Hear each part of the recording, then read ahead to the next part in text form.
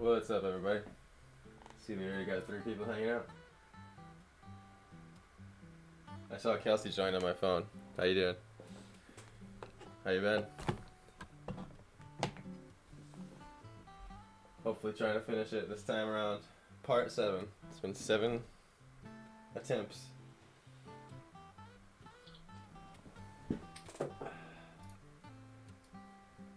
Gonna start painting here in a minute soon.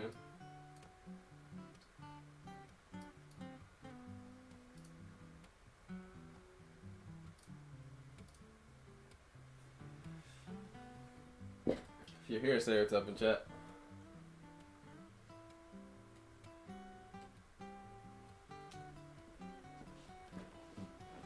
Music level's good. All that stuff. Alright. You can see I changed the camera angle of my palette camera to encompass more of what's going on. Get the water. Now, brought the microphone over here so you get it a little bit more in shot.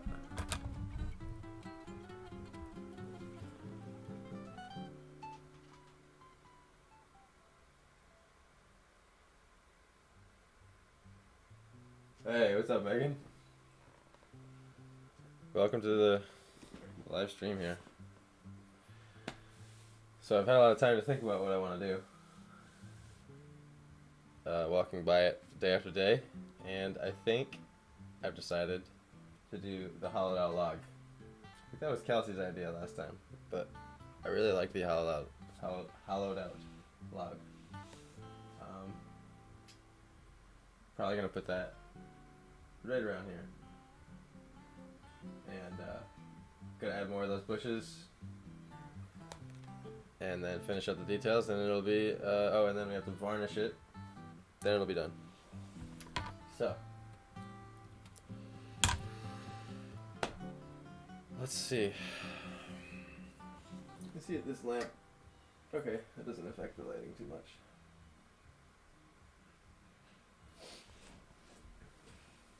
Cool.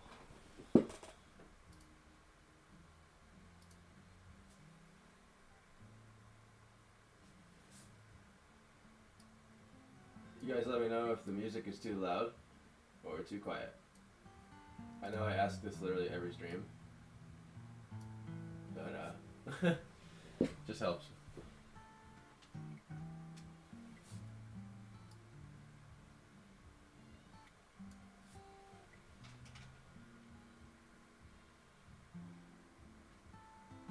Okay.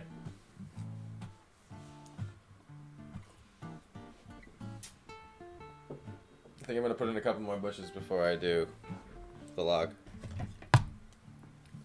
So I'm going to make some brown. Get my red and my yellow.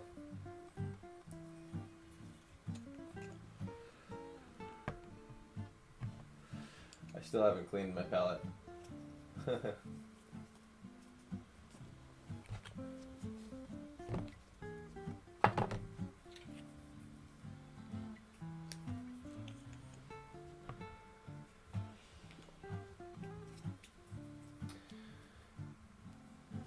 Thanks, Kelsey. Couldn't have done it without y'all. You thought of the Ravens. Thought of a lot of things. Tree placement.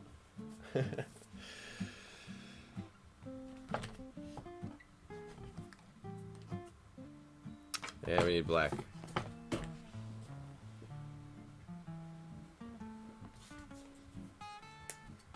Ah, 2 more people opted in. Welcome. Part 7 of this painting. It's been a while. I feel like it's been about a month.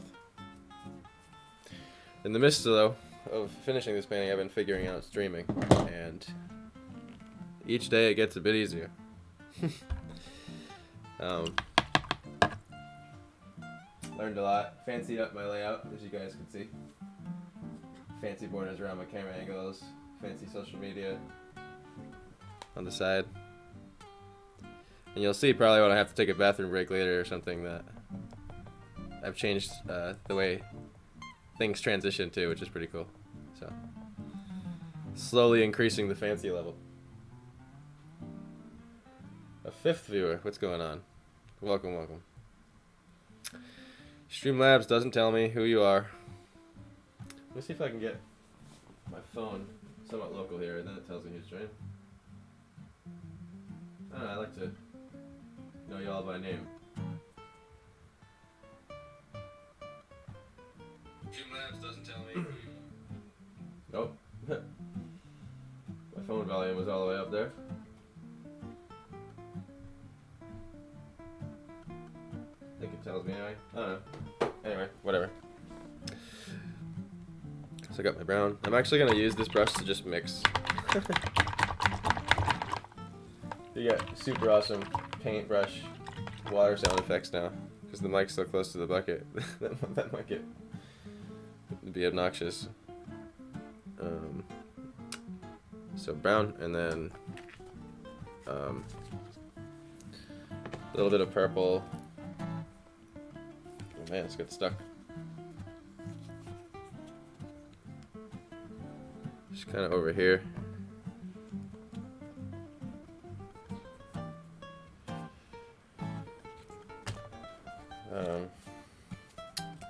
And then white on this side.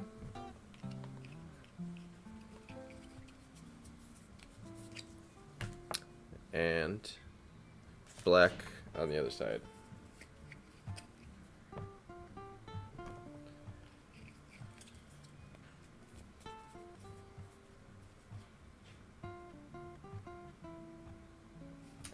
Missed the last time. How's everything been? Everything's been great. It's been good. I've been slowly figuring out the streaming, like I said, so just kind of every day. I mean, we've been snowed in here at Tennessee. Yeah. In Tennessee. At Tennessee. And like basically in Tennessee, if you get any snow at all, it's an apocalypse because there's no plow trucks, there's no salt. They're not prepared like they are up in Rhode Island. But yeah, I've been figuring all that out basically. Just been on my computer all day. Like I finished my logo, figured out how to stream to 3 platforms now at the same time. So basically, I'm on Twitch, YouTube, and Facebook right now at the same time. So pretty pumped about figuring that out. And finally getting off. Well, actually, still designing another thing right now. Basically a show with the band called The Watching Machine we're working on. And pretty excited about that. But that's still in the works. I got a lot of animation to do and stuff, so there's going to be a lot of production streaming and a lot of video game streaming.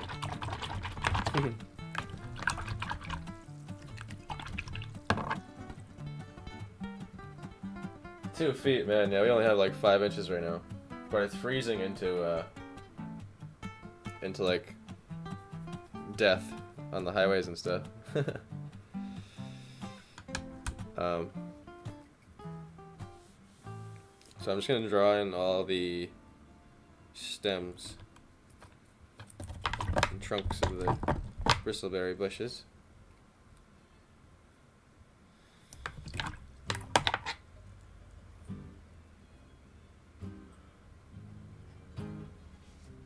Two feet's awesome. I miss having snow like that. So I'm just going to start with the darkest version over here. It's almost black. And just kind of drop in some bushes here.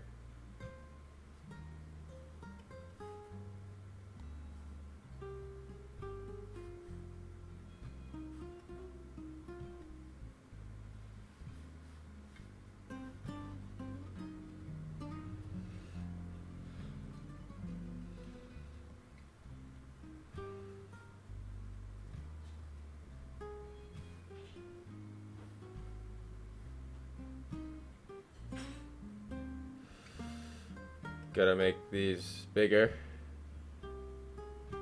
and darker and more rich in color, hopefully, if I haven't already added too much color to the other ones.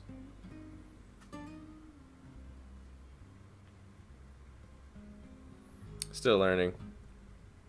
Every painting is a learning experience for me.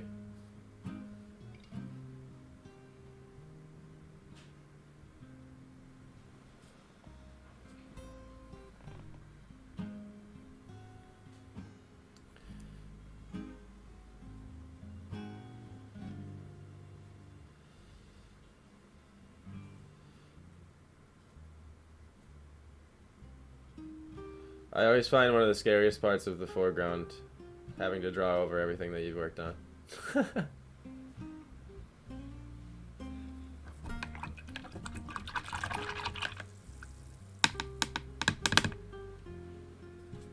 Welcome, two other people.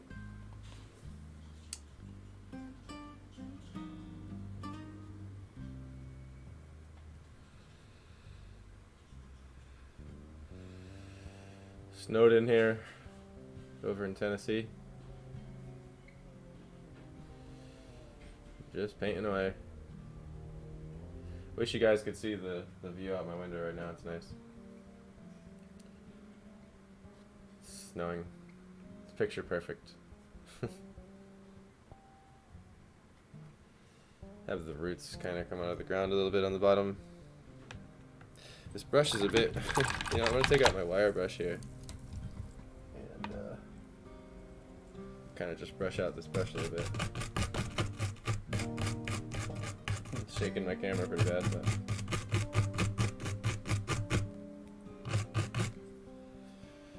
should help it a little bit. It's like only half of the bristles were being flexible.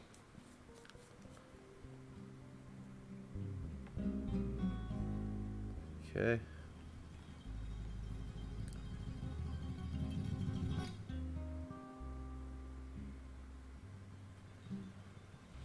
Can everyone hear me all right over the music?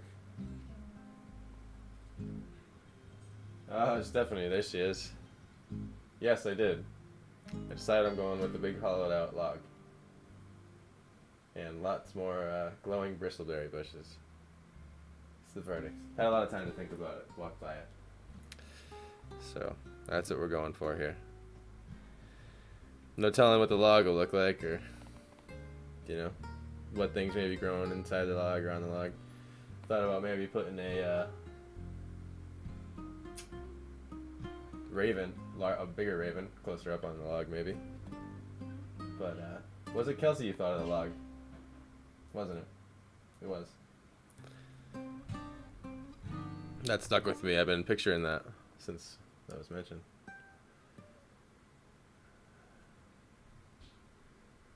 Okay, putting another one right about here.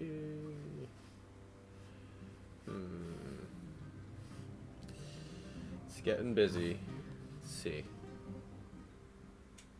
I want to hit the ground about there.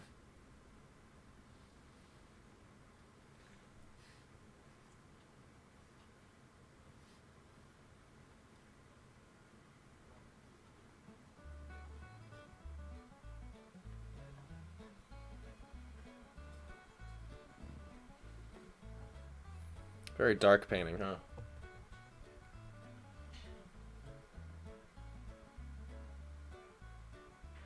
With a bigger raven with red eyes, yeah. I want to. It's one of the ideas. I really like this glowing plant theme, though. I feel like more of the plants in this, if one plant's glowing, then another could be maybe some sort of moss or something. I want this to be a lot higher.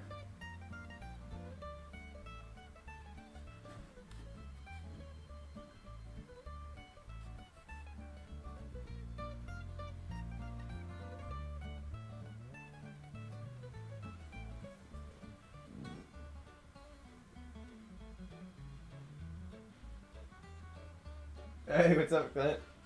You said it looks exactly like the D&D setting I called Willowwood. Nice, dude. Clint, just let me paint your D&D environments. I'm so down. You're just gonna send me little descriptive paragraphs that tell me what they look like. Cause you think of really good shit, man. You're a good dungeon master, Clint.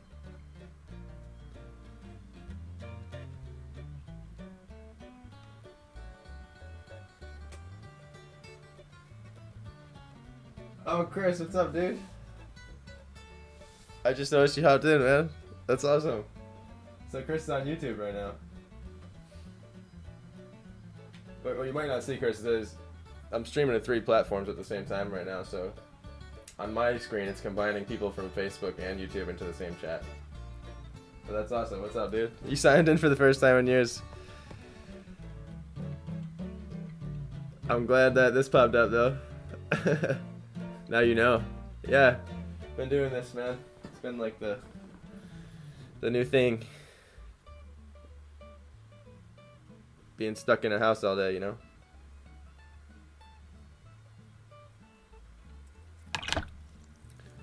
It's my version of Bob Ross.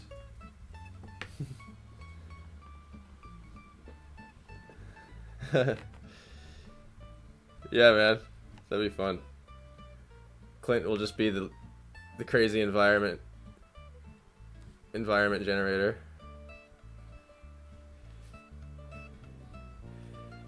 You wish you had the steady hand, the still hand.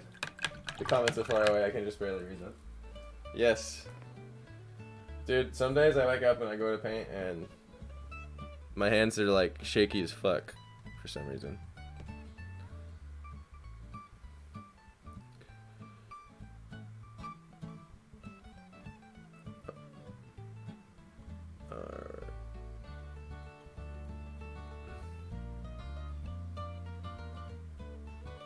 By the way, Chris, all original music on here because I have to. Copyright's wicked strict now.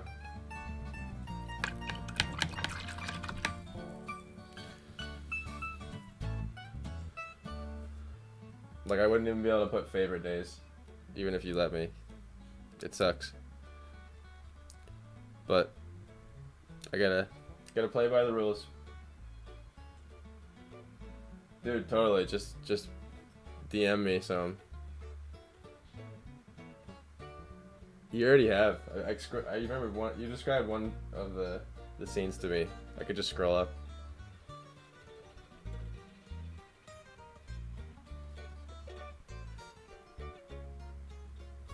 So I'm bringing some of these bushes you see back here closer up. And then we're gonna add a giant hollow log here. And probably can't tell yet, but these berries are actually glowing. So looking forward to bringing that out. Glowing plants. I like everything in my forest to glow. I'm always tempted to like mock Bob Ross when I do these streams and like try to be funny, but then I feel like no one could do it, you know, as good as Bob Ross. So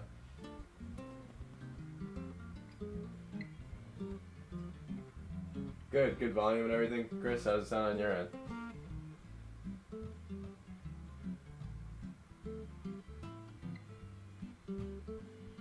Wow, really? It's that exact, huh? That's awesome. It reminds me of, there's this one painting I did. I called it Road to Skyreach. You can see it on my website. And, but basically, when I finished painting it, this guy that I like played in the band with, his wife, she like messaged me suddenly and was like, "Oh my god, like that painting looks exactly like a dream I had the other night." And I was like, "What? Like, what are the chances?" Like, you know, I could see something like drawing something in the world, like the Eiffel Tower, or like something like, "Oh, like I was thinking of the Eiffel Tower, or dreaming about the Eiffel Tower," but like a weird fantasy, like that's like hitting the lottery. To like guess someone's dream on accident. So she bought it right away. She was like, "Wow, yeah, that looks exactly like my dream." And I was like, "Wow, that'll probably never happen again." Chris, you know Deb Cohen, Matt Cohen's wife. We were actually just going back and forth recently about. She was asking me about the website. But yeah, I thought that was pretty nuts.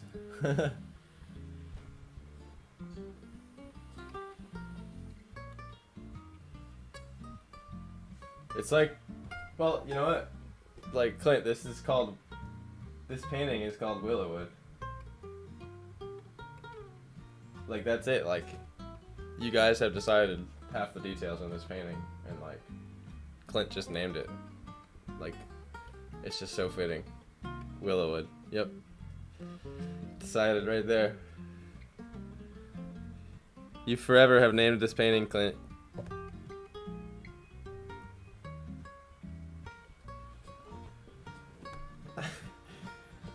You might have to fight Stephanie for that. I'm pretty sure it's already sold to Stephanie that's in chat right now. But you can get prints on the website for really cheap. Like the cheapest one's like $10 and they just ship it right to your house. Or like $15. Unless you outbid Steph, but no, we're not doing the bid. She seems pretty serious when she jokes about it in chat, so. But definitely, you named this one, Clint, all day. It's just too fitting.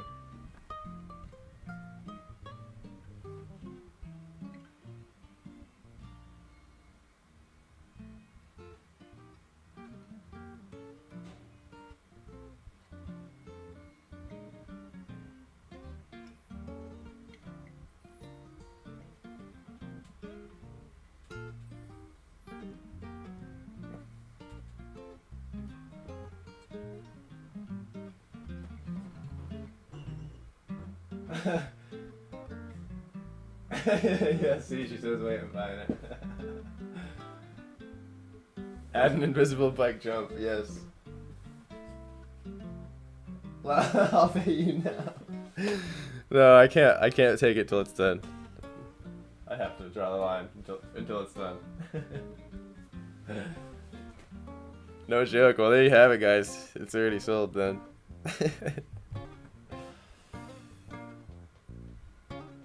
Double both their authors. Nah, you know what, Clint? I'm sending you a print, bro. Text me your address, and because you thought of such a badass name for it, I'm sending you a print. Just let me know. Text me your address in Messenger. It'll arrive at some point randomly.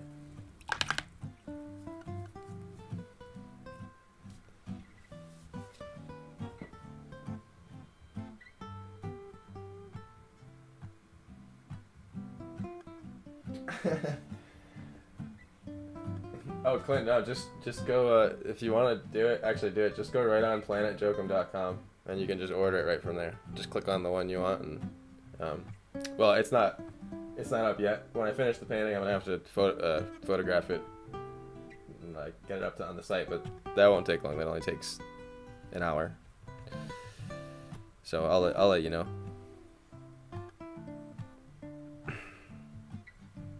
I was thinking about live streaming, varnishing it. I'll show you guys how I varnish my paintings, how I haven't learned how to do it, what product I use and stuff. 'Cause that's like one of those things you look up online and it's like, you just go down this wormhole of like, this is the best way to do it, this is the best way to do it, and everyone's contradicting each other.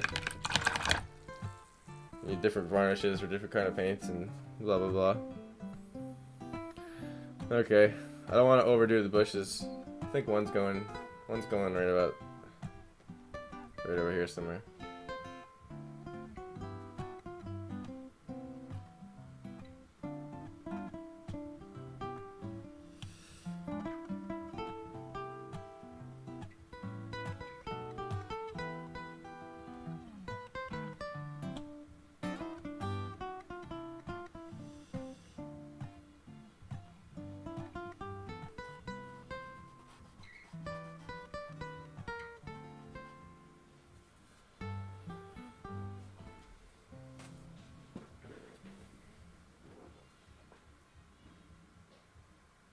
I still want to hold grudges. Sweet, man. Yeah, thanks. Appreciate it.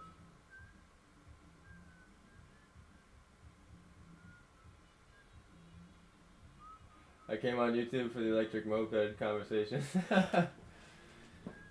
I wonder how you showed up already if you haven't signed on, or how I showed up already if you haven't signed on in years. I wonder if you already subscribed to me. I mean, I've known you for years, so you could have subscribed to me a long time ago. I kind of like the way this branch is cutting into that moon there. Yeah. Okay. And then, I think, just one beast bush right here. One giant one right in the foreground. So. Now, I know the people who have hung out during this whole painting series for this painting particularly know that these are footprints of a giant alien. So, we're going to leave them kind of subtle. They're in there. I shaped them out. I know it may have been anticlimactic after all that we've discussed with what I've decided to be the end, but sometimes paintings just have, they're just set into to what they're gonna be.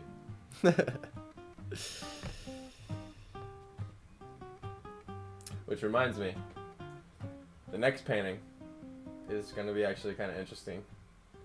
An old friend of mine reached out to me while seeing this painting going on, and basically he did a painting for his grandma that's now already passed away, but he wanted me to like redo the painting he did for his grandma so he could like in like my way, which I thought was pretty interesting. So his name's Michael, and he's an awesome guitarist.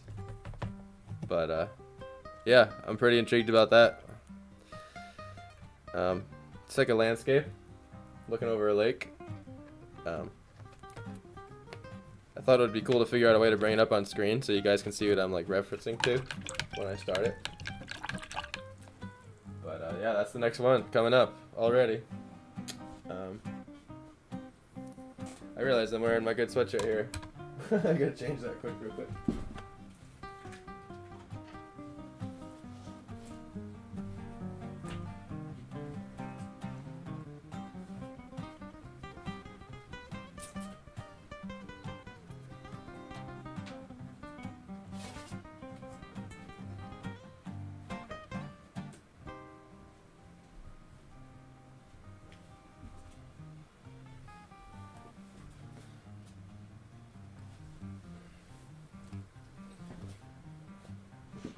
Alright, now I can wipe paint all over myself.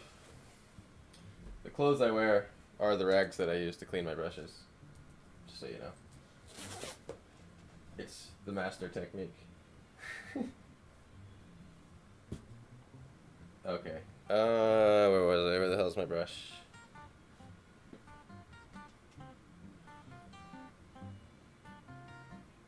Okay, so, before my paint dries, let's see. Quite the honor there. Yeah, I mean, that's kind of how I felt. I was like, he's like, I'll buy it, whatever, you know, just let me know how much. I was like, okay.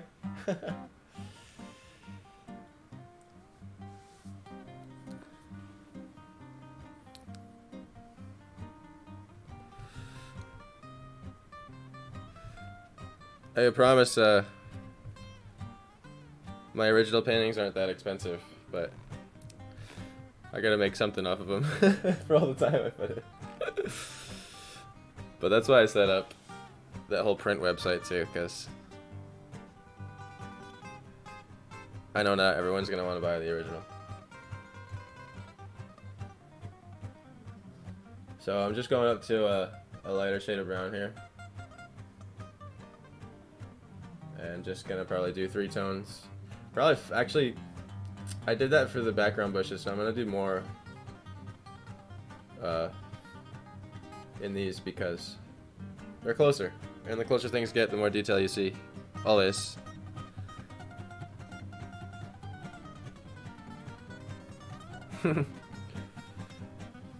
This is some like living room recording of us just jamming out hard.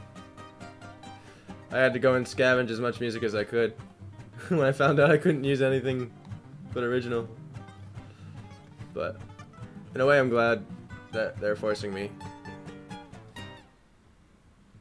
it'll just help in the long run. It'll be a bigger workload off the bat, but then, you know, once I build up a playlist of like a bunch of songs, then it'll be awesome.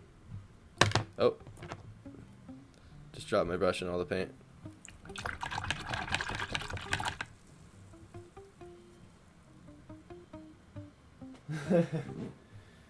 Maybe we'll get to this shit, but yep. Thanks, Steph. I appreciate it. It's been a long road of hating myself and my art and thinking that I'm not good. And man, there's so many good artists out there. It's incredible.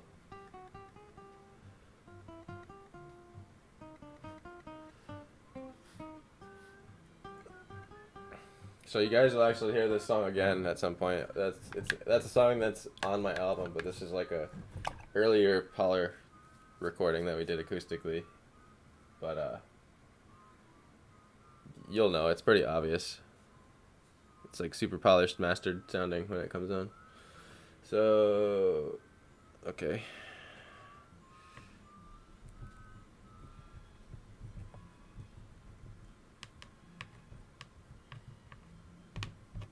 I feel like this brown's a little bit too gray. So I'm gonna just add more yellow and red to it. And hopefully not mess it up.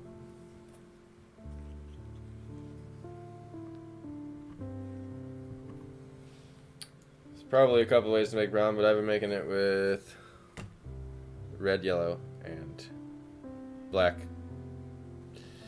And then mixing my light colors with that afterwards on the sides. I am still feel like a complete scrub beginner color mixer. Like, I don't use color wheels or anything. I probably should. It would help. That's way more brown. A bit much. It's like clay. My voice is probably super loud now because I changed my mic to be like right near me. I've gotten used to talking louder than I do in real life because of the way it was before, but I could probably talk at a normal volume now. How's the music, guys? It seems like it jumped up a bit in volume. Is it overpowering?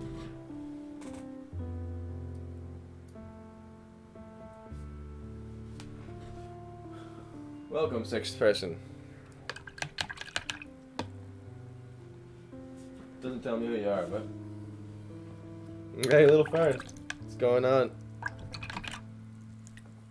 Welcome. We're back we're off the tablet, back on the canvas today.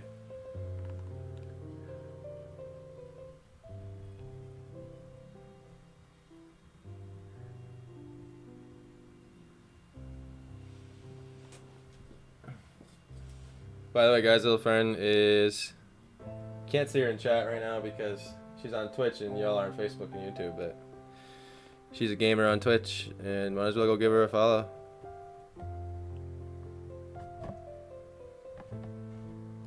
I wish I could say more about your channel and what types of games that you play, but yeah.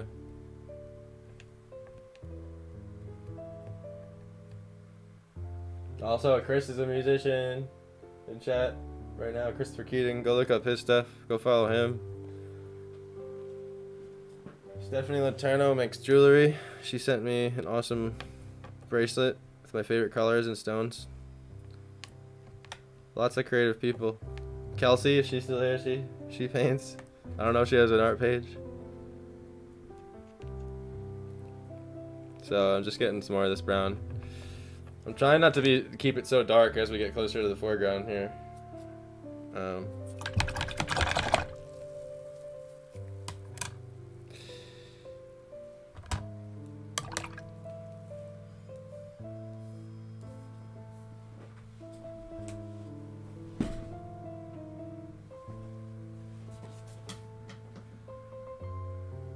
It's pretty well balanced, right? Oh, hey, what's up?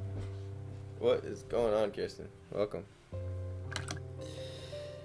And I can't see what those emojis are. I gotta leave.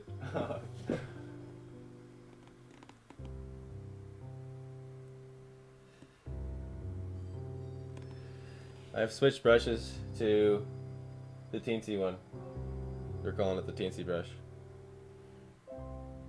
And let's see how this brown looks. It's still a bit too dark. Honestly, I think I gotta take a risk here and just stop being such a little bitch, you know? Try to go later.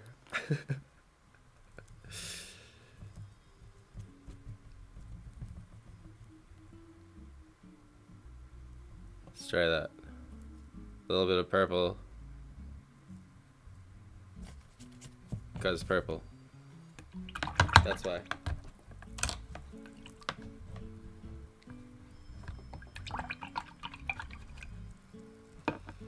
I guess I could probably slide everything this way a little bit more, couldn't I? I'm looking at that camera shot. And,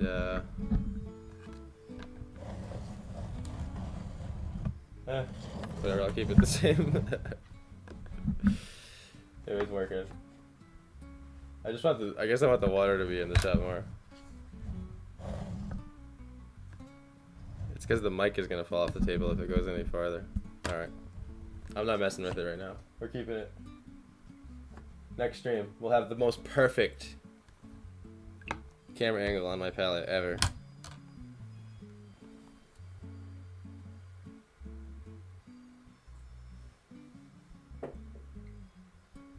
Yeah, it's quite a relaxing channel here. Nice. I'm glad it's relaxing.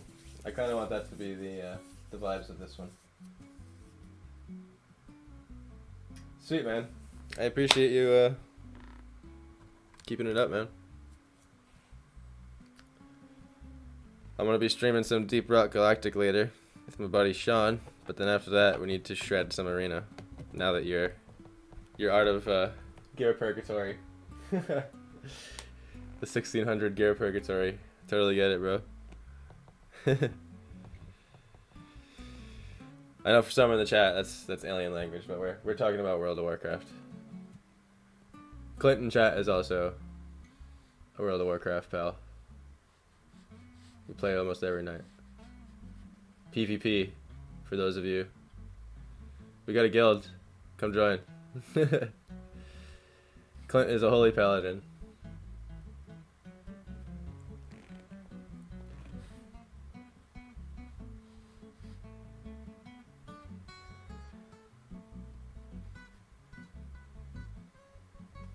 Planet Jokum is also a gaming channel as well. And eventually, I know I said this earlier already, but we're working on a little show and trying to make it appear like a TV show in the way it looks. But it's taken quite a bit of thinking out and designing and things on like the computer side that I couldn't figure out. So we'll see how it goes. We want to get a couple dry recordings of it and then like watch it back and make adjustments before we actually try to go live with it. But it's basically gonna try to look like a actually try to make it look like a television show. Like introduction, then opening scene is gonna be like we're gonna be like the host is the band. It's gonna kind of be like a variety show. It's like what I'm picturing in my head, but I'll let the rest remain a mystery and a secret for now until it's more designed and whatnot. We were almost done.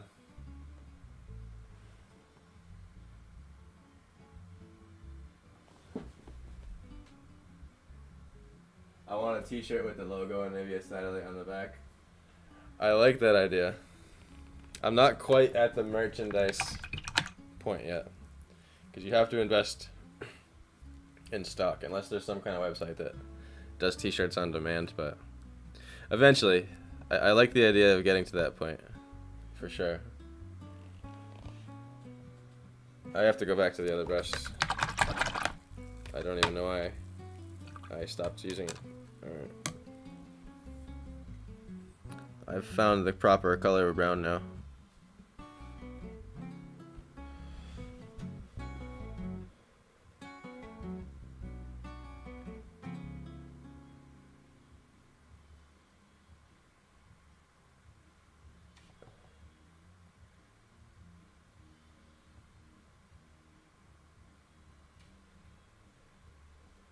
I don't know.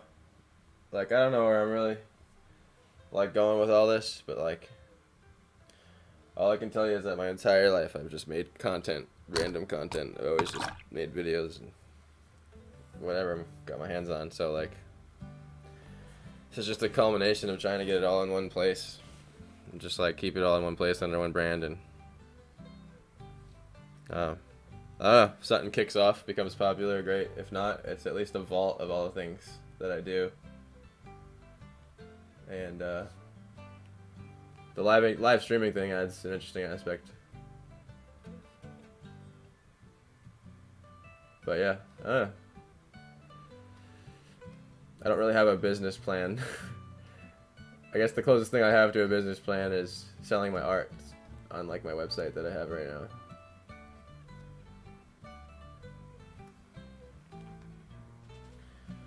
So I'm slowly just trying to make these pop out from the background a little more. So far pretty unsuccessful. They're kind of merging more than I'd like.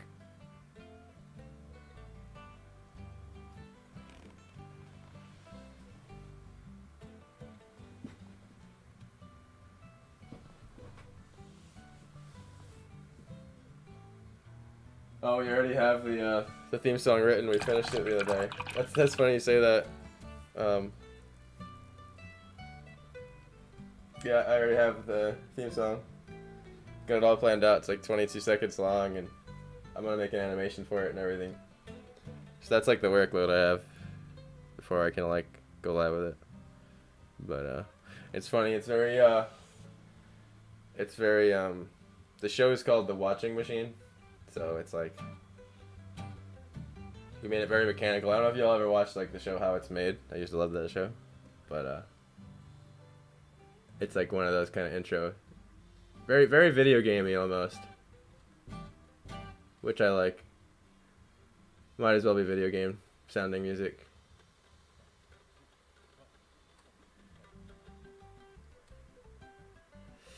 This song playing right now, this is one that never really made it out of the rehearsal room. We wrote it and we worked so hard on it, and I think we played it a couple times live, but yeah, it's a barn burner. Just bluegrass, play as many notes as you can.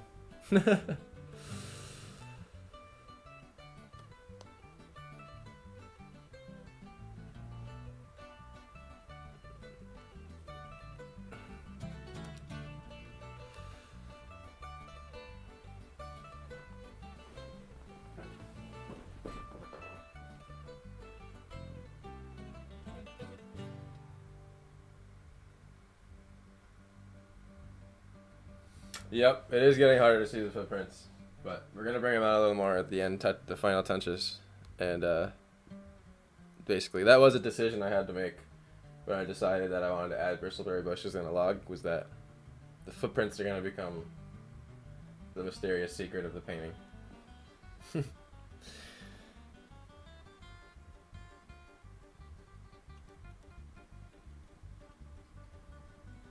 But they're not done. They will be brought out with some highlights.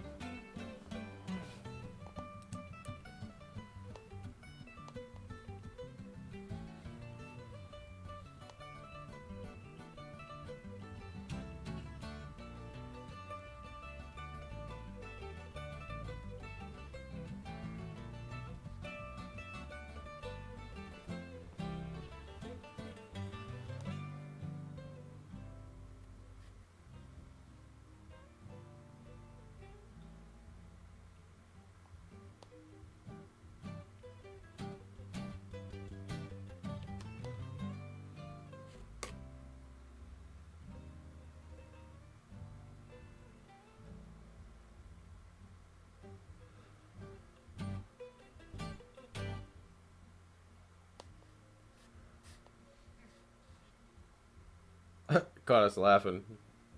Some of these recordings are pretty raw.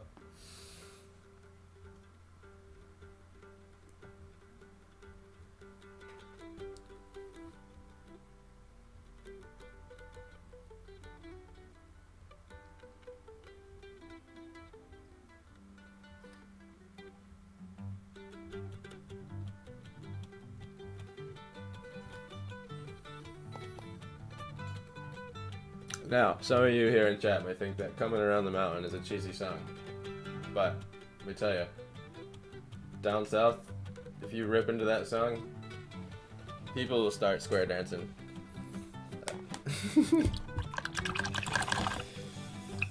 People just love bluegrass around here. As long as it's on the 2 and 4, you're good.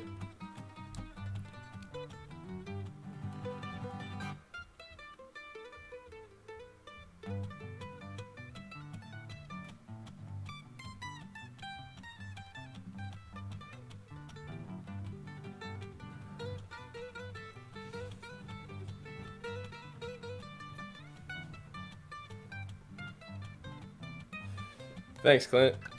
It's cool to have another eye on it.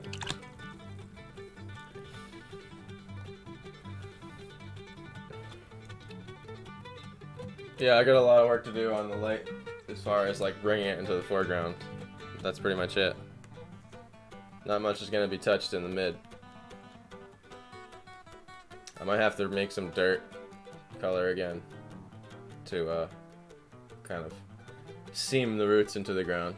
We'll see.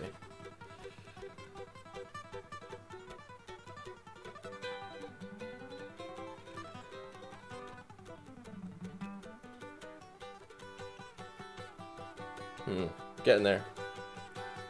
I think it needs some black, believe it or not. Got a little trigger happy.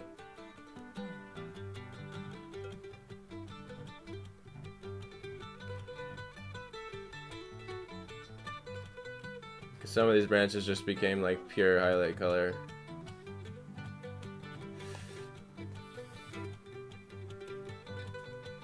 I'll be honest with y'all, I'm kind of just thinking about how I'm gonna do these leaves because I can't do it the same way as I did the other bushes because they're way smaller.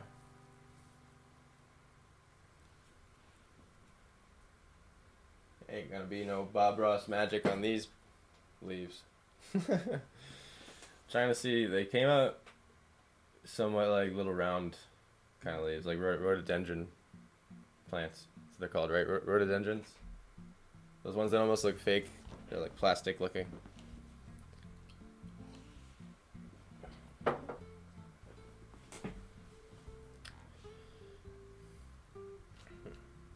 this is another jazz standard we played.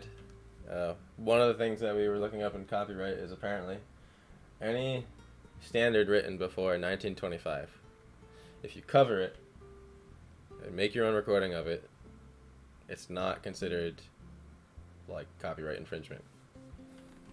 So it has to be 1925 and before. So you can take like a gospel hymn and like funk it up and then like make it your own thing and not have the FBI after you. I know, it's like, wow, like so much good shit was written after 1925. But I guess if we're scratching for some ideas, we can at least just go on we found some website that had had like a whole catalog of things before 1925. So, yep.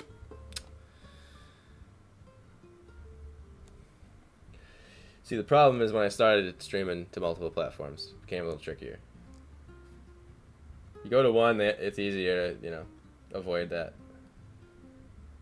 It's all different rules. They all pay into different copyright things. That's about all I know. We're close. We're close. Alright. Kind of taking a step back and looking at these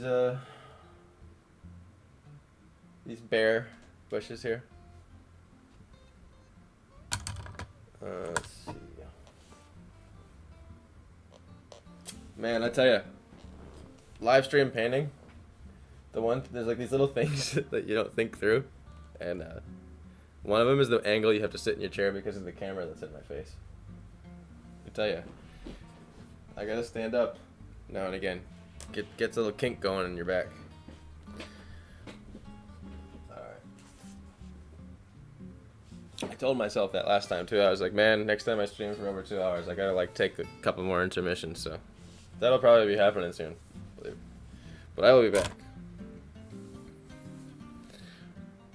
Okay, what can I do for more paint dries? We got purple, we got brown, we have light brown, dark brown. It wasn't really realistic to make these branches any brighter. I think there's one more over here though. So I'm gonna draw that in. A bit farther back than these are, but it's there in my brain.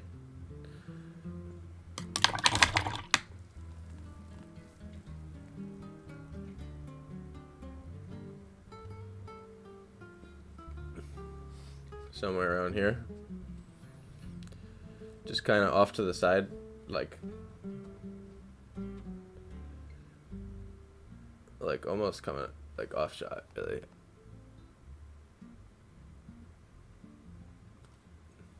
Can't even really see it. I should have been more careful about resting my hand on the painting just then. I'm lucky that it was dry enough, but yep, just totally made that mistake. It just rested my palm right on it. The side of my hand. I can't even see where I just put that. I guess I gotta just go right to later.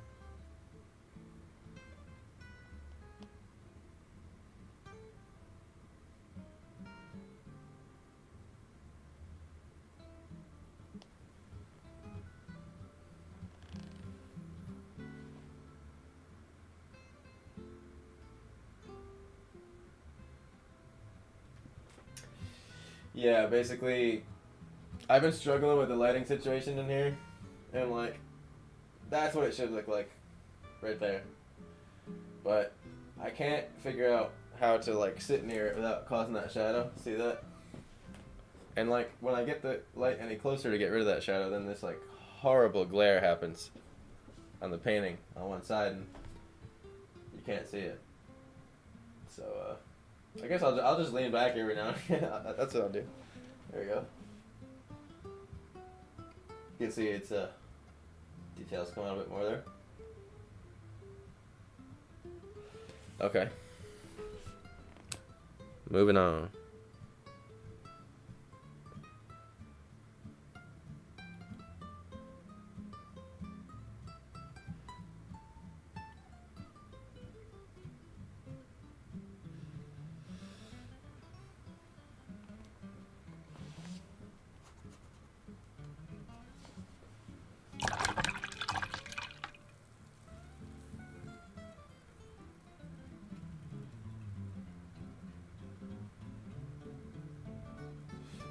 Yeah, definitely, dude. True.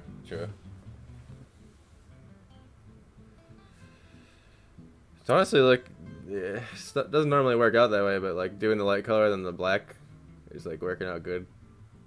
I think it's just because the light source is coming from right in front of it, and your camera angle is like right on the back of everything.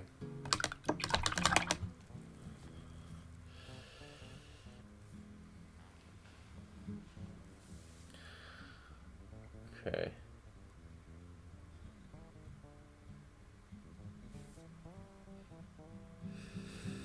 I want to see what happens if I just risk it all and just start bringing in some lighter ground colors here. Just risk everything.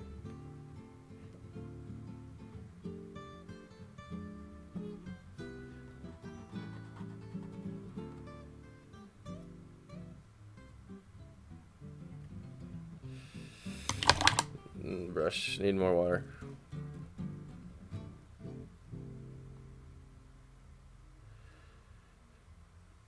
Right around here is where it'll stop. But yeah. I'm just gonna kind of randomly grab different browns and I'm literally kind of just scribbling. There's really no like proper way to like use a brush, I don't think.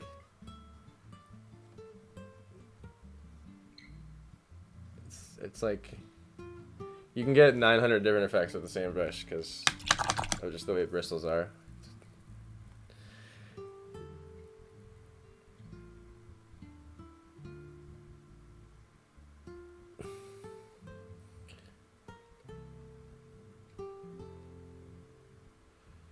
It's just like if you go walk out in just a random spot in the woods and just look at the ground, the amount of little things that are on the ground, it's absurd. Like it's to the point where you don't really need to think like, okay, I'm gonna put a little rock here and then a little tiny stick and then a little pebble and then a little clover and then it's just like, I mean, that's how I approached it anyway. You just kind of like when you zoom out from a forest ground and kind of let your eyes go a little blurry, which kind of is how paintings are anyway. They're not like super 4K, like every pixel of your environment. Like those little sticks and little leaves, they kind of just blend together as little different colored dots. So you can kind of just create a family of different colors that you'd see on the ground, and then just like make vague like brush taps, just kind of indicating, you know. And then sometimes what'll happen is you'll accidentally make something look like something, and then you can kind of just bring it out if you want or not. Like I see kind of a stick that I accidentally drew here from like dabbing around, and I could like get more highlights and bring out the stick. I guess that's like the improvised part of painting that like isn't planned at all.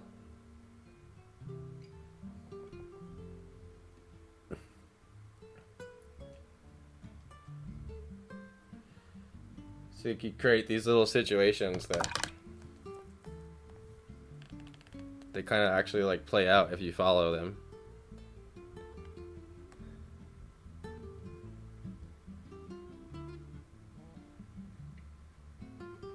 Like I found if I just like put a little bit of paint on this thing and like actually go against the bristles, like if it like skips over the texture of the canvas and like just automatically makes this organic looking kind of dirt. I don't know, you know, it's like you just gotta experiment, I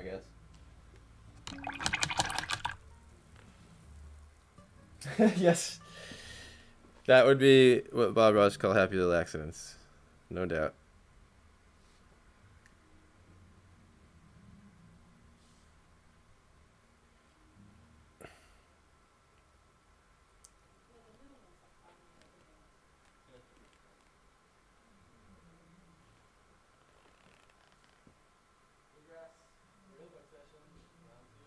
Oh, this is funny. This is a lady we met named Helen, and we did this thing a while back when we first moved here 4 years ago. Where we were doing called the Bluegrass Real Book Sessions, and basically in jazz is a real book, it's called, and it has like all the most popular jazz tunes. Same thing with bluegrass, so we decided we wanted to go through the bluegrass book and play all the tunes. We only made it to like song 4, and the idea ended.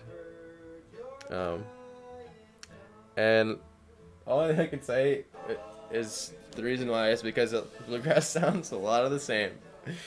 You can get through 10 songs and you feel like you're playing the same song. You gotta kind of search through bluegrass books for the gems. But you know, that's totally subjective. More interesting to do it with a jazz book, in my opinion. Like that challenge with a jazz book. But again, that's biased.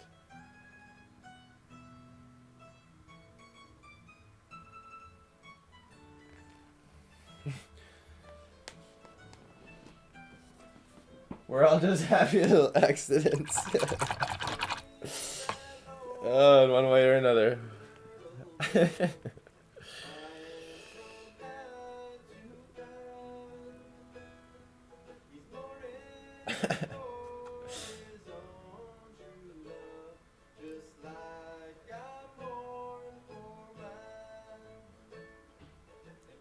The other thing about bluegrass too, it's all really freaking sad and like morbid, like Irish music too.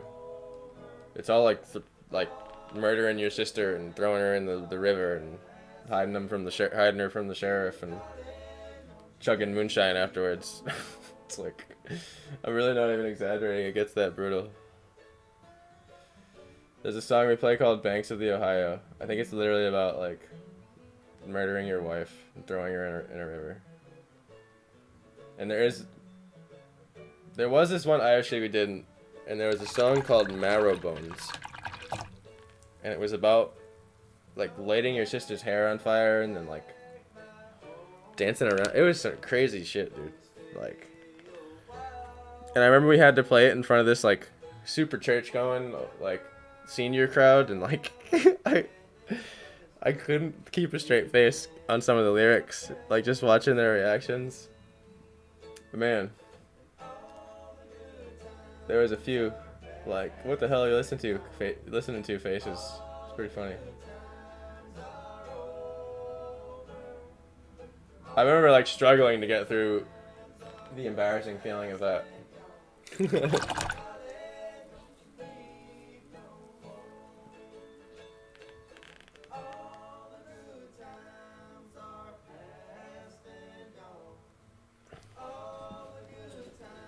Like, the song is just about how all the good times are gone. Just like, but it's always over wicked happy chords.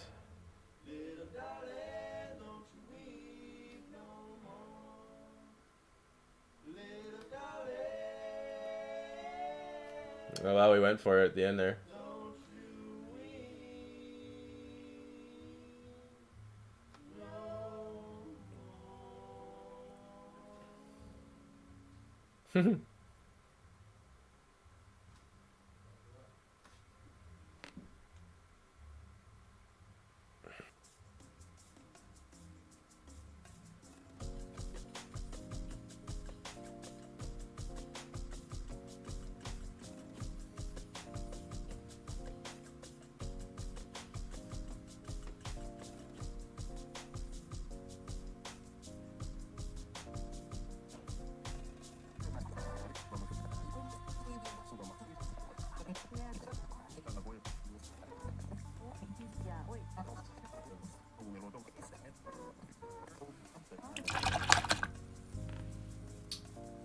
Welcome to the stream, whoever just joined. How long have we been going now? Oh damn, it's already been an hour and 7 minutes. Time flies when I'm painting.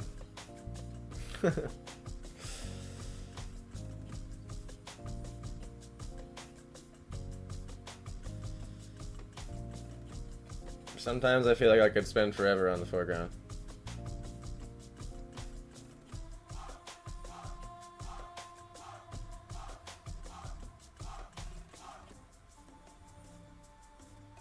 This is one of those random Ableton projects that I scrounged up. There's a lot of those.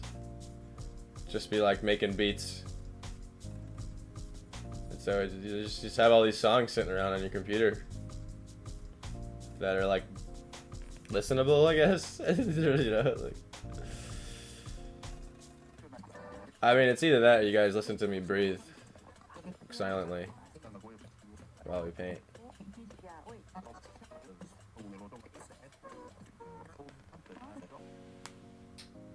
Oh man, I love how highlights make things look super 3D.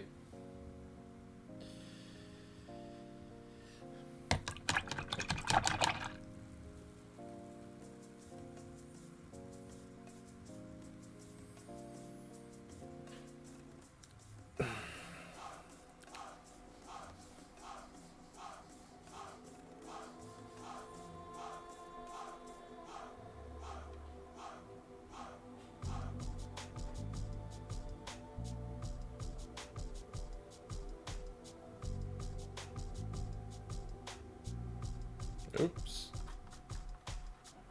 Sometimes if you do that, you can just literally just really quick smudge it with your finger. Just rub it in and it'll just make a happy little accident.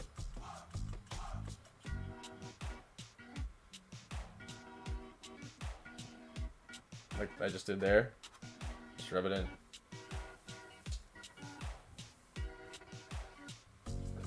I don't have a SoundCloud. I used to. Nope, no SoundCloud. I basically these are all on my computer, and I'm playing them through like a Windows media player thing. And I've just been slowly collecting as many songs, or writing as many songs as I can. So basically, I gotta continue out this little details stuff across the whole ground. This paint should stay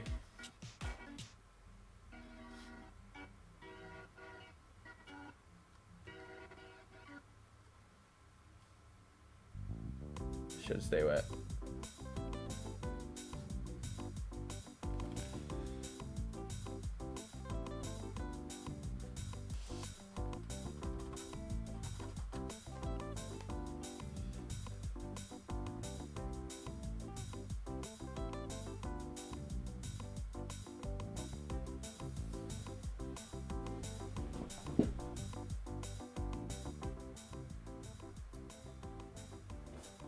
Music got a bit loud there.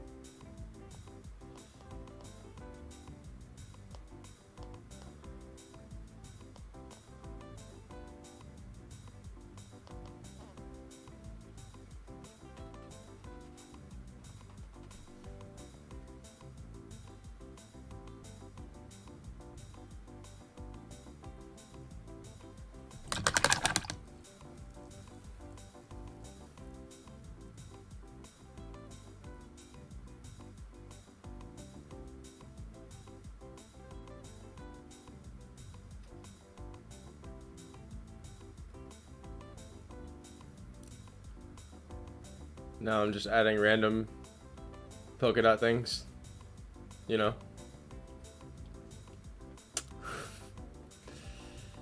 Ground stuff. Random ground stuff. So it's getting a little dark there. Like skipping to the light color a little too quick, so I'm just gonna go a little darker and then add 2. A little too dark. Man, I gotta like adjust. Look at.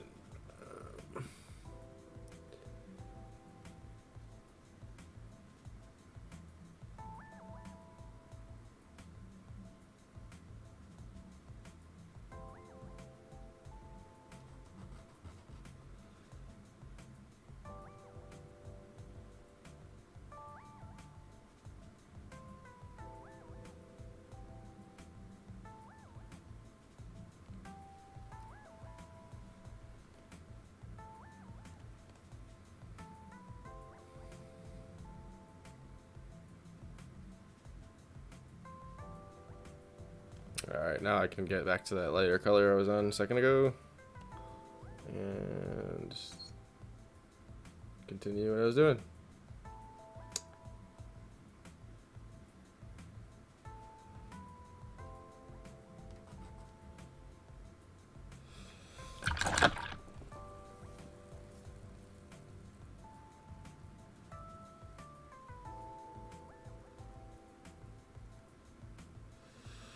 This is once again another like Ableton just I'm gonna make a beat.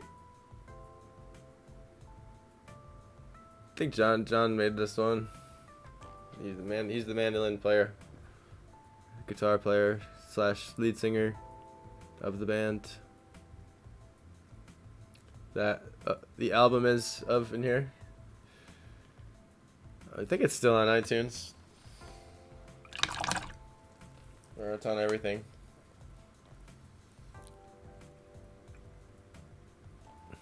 I'll point it out if one of the songs come on.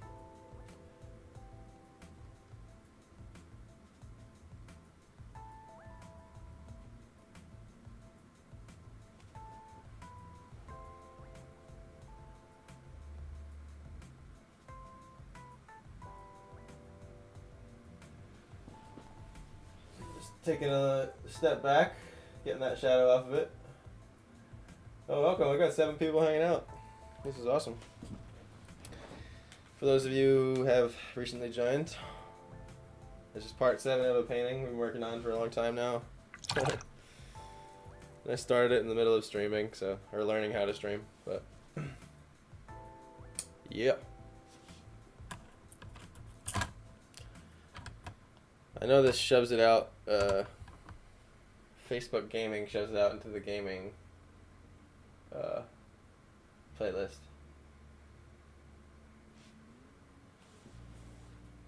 They don't really let you like type in, I'm painting. It's like, pick what game you're playing. I'm like, the campus game. It's just, there's no, you just have to leave it blank. I feel like they're nudging you a little bit to be like, game more, do games, but it's fine. I'm gonna do whatever.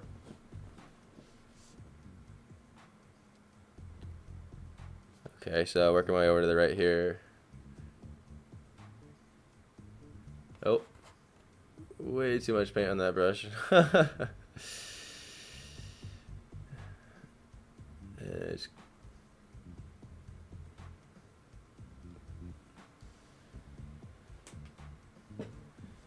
the Bob Ross first person RPG, yes.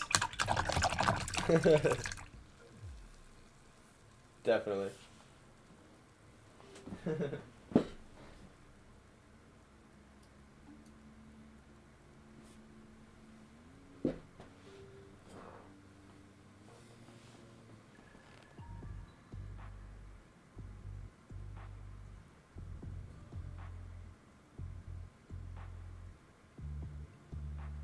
Just kind of, I know I'm approaching the end of the dirt highlights here in the foreground, so I'm stepping back much more frequently. It's very easy to overdo it. Just like, it starts looking awesome when you highlight things, so it's easy to like over highlight. Okay. Nice. It's brightening up more. That's what I was trying to do. It was a bit dark. Like the foreground just didn't have enough light in it. I'm trying to think what a Bob Ross RPG would look like. Like what would the open, like what you, like I'm picturing like a Skyrim third person camera angle of like a guy running with like an easel on his back. And you have to like run around to different beautiful scenes and paint them.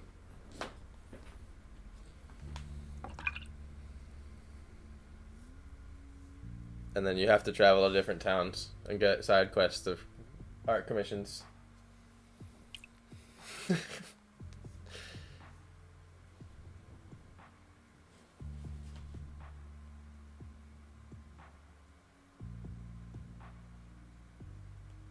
Oh yeah, send it over, bro. And the lighting makes it look much better. Nice, good to know. Awesome. Thanks for the feedback, guys. I love the highlights. It's always the part I can't wait for. Rob Boss. Chris in chat right now. He's in the YouTube chat for y'all that are on Twitch and Facebook, but he was the first one to show me that other Bob Ross spoof, man. I was dying over the color names. He's just like going off about the color names. You know, he's always like phthalo blue, and then we'll take some cadmium red with Armarillo. Oh wait, no, yellow Hansa. It's like the colors, like there's like Dad's watch. That was one of them. I remember Dad's watch. Like like grandma's chair. I'm gonna take some dad's watch and mix it with some orange peel. It's just brilliant. It was so good.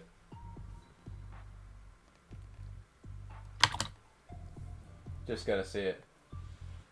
Yes. Phthalo blue. He loves phthalo blue. It's his favorite color. It's all he ever uses.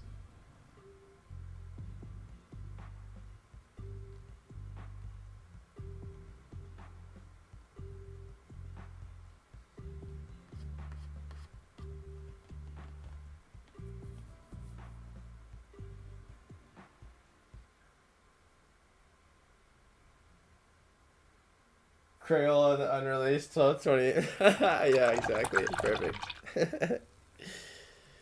uh.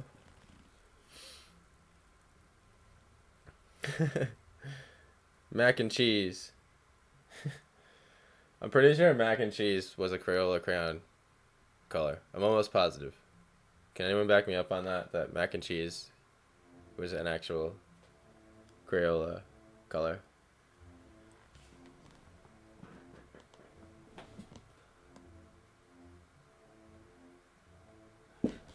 Meconium. I had to lean over there to read that properly. Alright. We're in a good spot. I am going to take a little stretcher, little 2-minute stretcher. I'm going to toss up one of my crazy ass snipe videos that I've made. And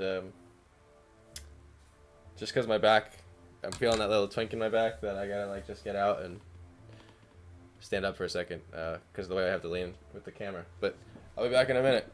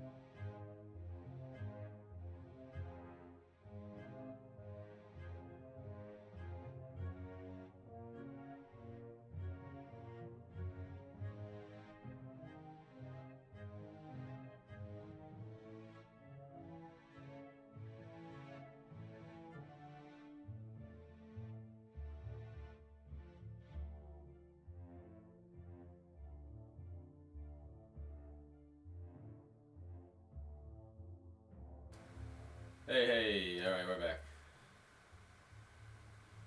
Let's dive back into it.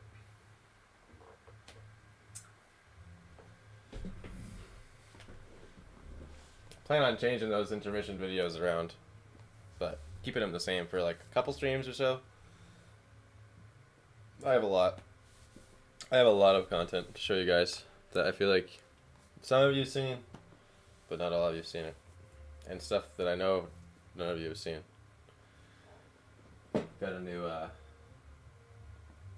one coming out called Jazz with Squirrels. Excited to show you guys that one.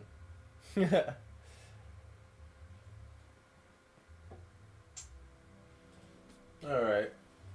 Just kind of sitting back, taking a look at it for a second. I think I'm honestly gonna draw like an experimental bush over on the side for it. Like just a couple leaves.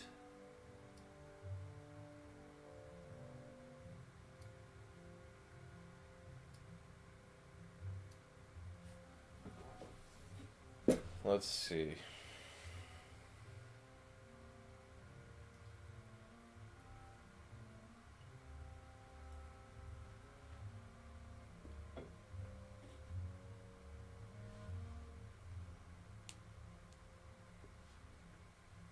A moment of silence.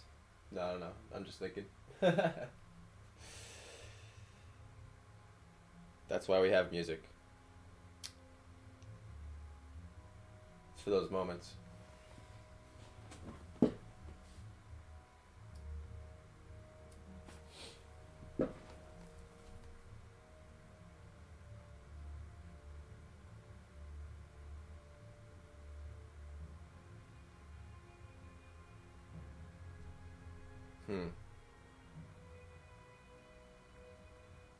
Well,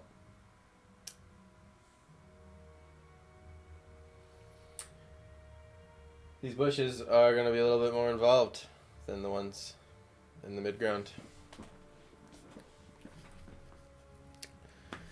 And I think the way we're going to do them is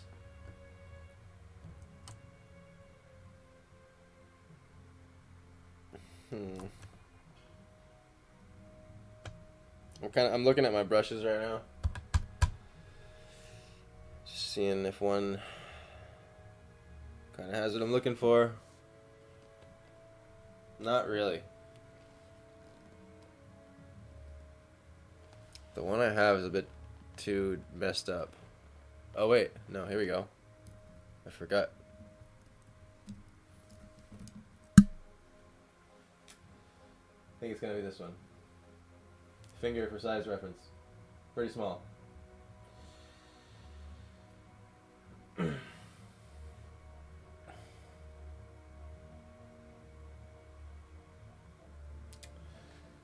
Gonna make the green.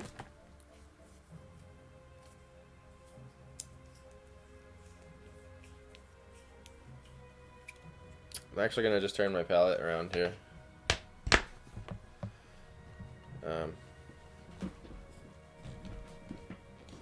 Just mix on this side. Some green. I still have that purple I didn't use much of. I tossed some purple off to the side because there's a lot of purple lighting happening, so just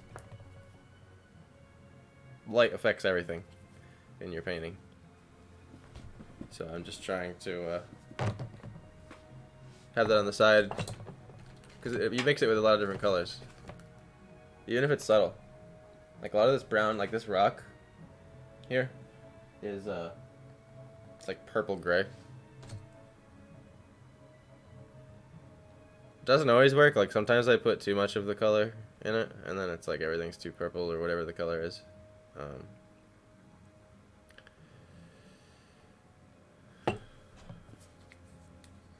I'm pretty sure I mixed brown with this green last time I made it too. So put a little dot of black.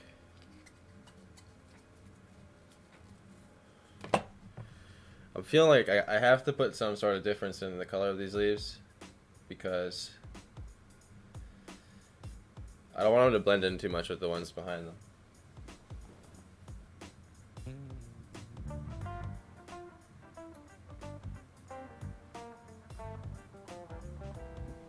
Yes, purple, Stephanie says.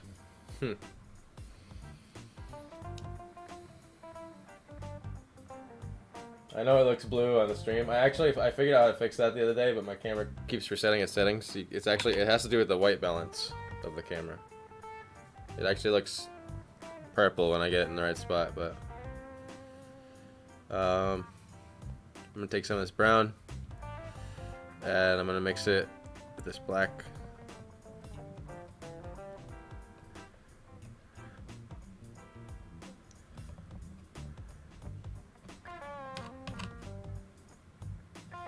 I'm off to the side on my art table here, and I'm just like, I mean, if you saw my art table off to the side of the painting, it's just covered in paint in all different ways. Just the area I used to test paint strokes, because I have no idea what the heck's gonna happen when I touch the brush to the canvas half the time.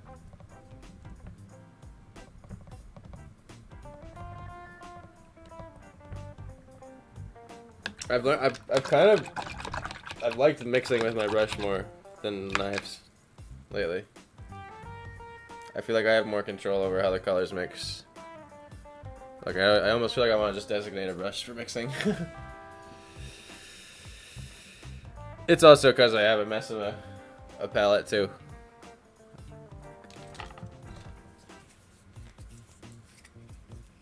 A little bit of white.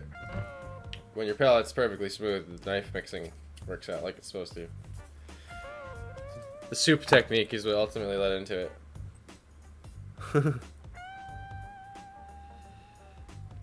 Doreen knows.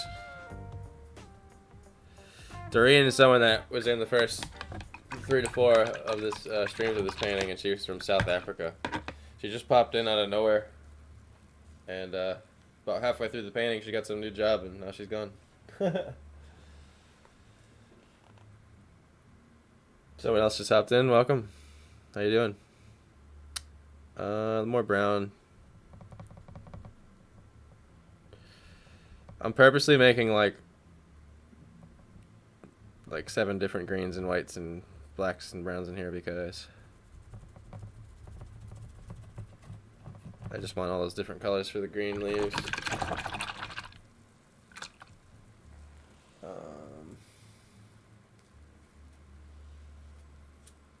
Okay, let me see.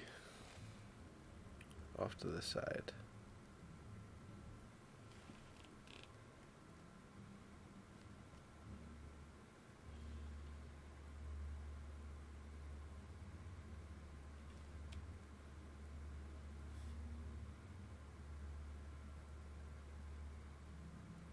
Can't see what I'm doing right now, but I'm gonna be doing it anyway on the canvas, so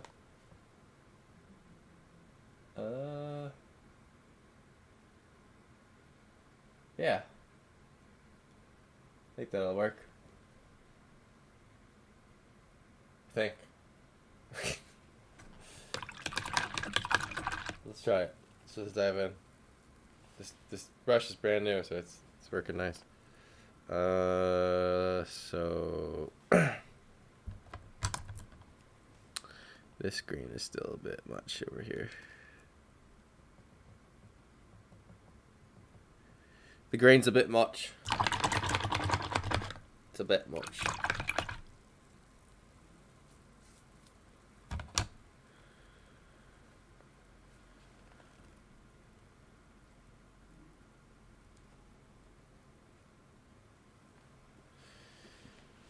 I'm gonna start on the one over here, in case I mess up. It's not in the middle of everything.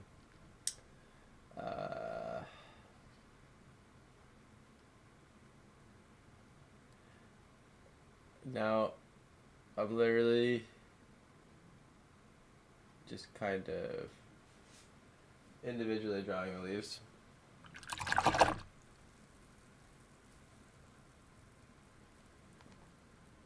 So it's gonna be a while.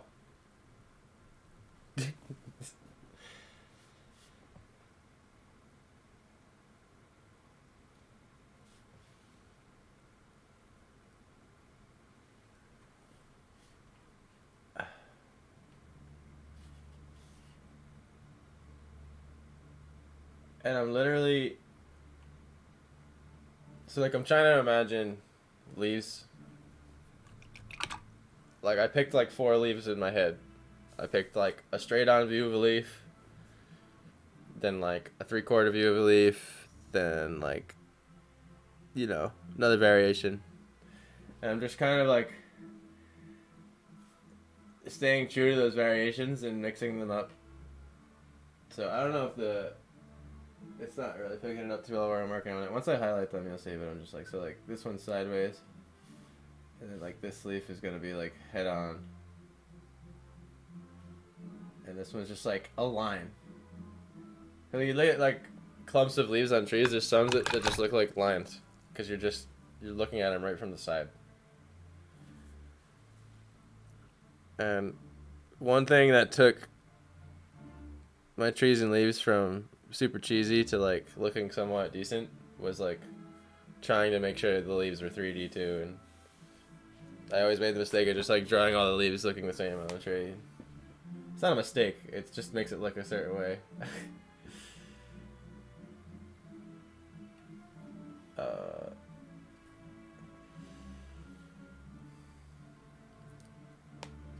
Like I feel like these leaves are a bit too big.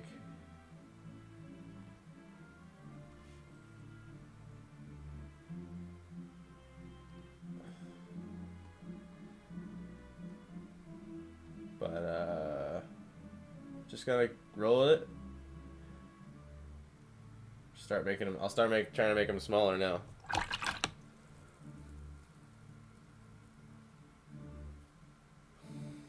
Welcome, new people.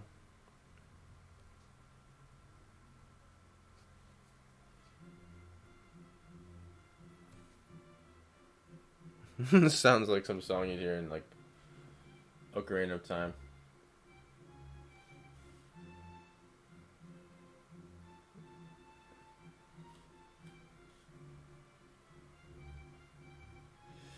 I'm trying to look at how the bushes came out in the back.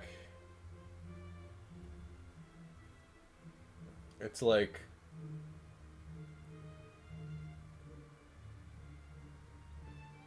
there's like clumps of leaves. So what would those look like?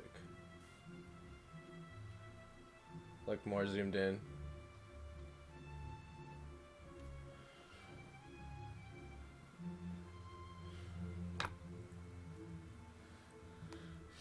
Doesn't look like much is happening because I'm using like the base color first, which is dark.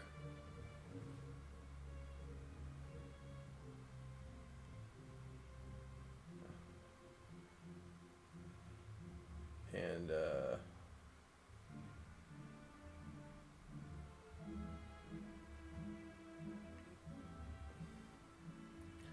I don't have to do all the leaves. Just a little bit on this color because there's gonna be. It's easy to fill in all the little negative space in between the leaves on accident by adding too many layers with the leaves. So I'm just trying to keep that in mind. This is still very much an experiment bush. Like I still don't feel the best about how this is coming out. Working through it.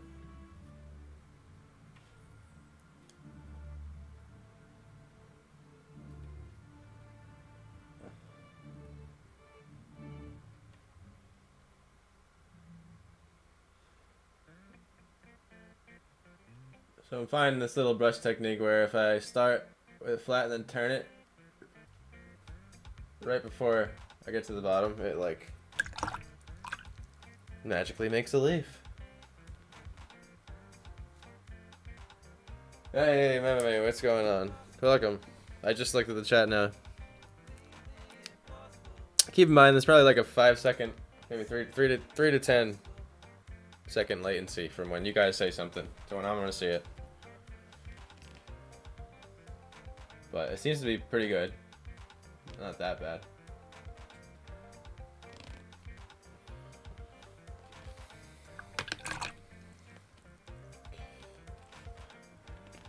I was being ambitious when I said I was gonna finish it this time, wasn't I?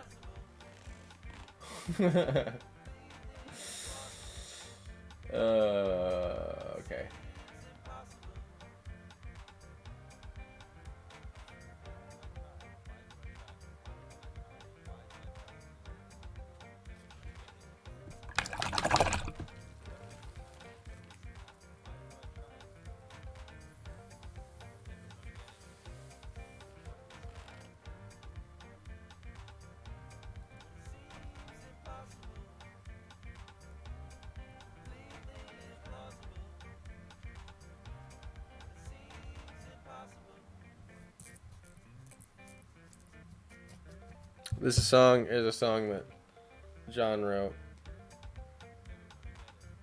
Once again, other guitarist in my band. For a trick shot video I made with the bass player and him trying to throw a water bottle into his backpack as he was riding away on a moped. I'll toss it up one of these times. It was funny. It was a fun video to make.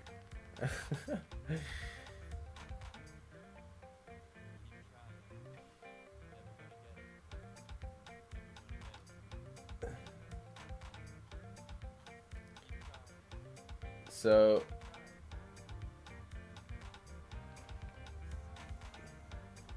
I got a little trigger happy on the leaves, so I'm actually just highlighting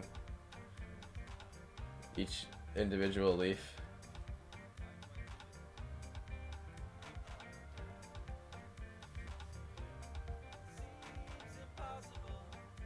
I'm honestly just trying to like figure out how I want to draw them still.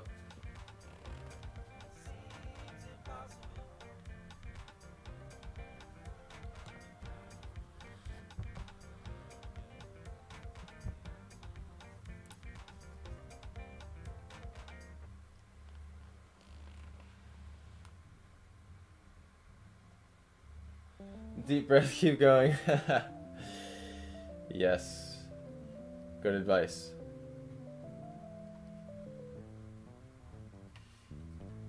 That was not brighter.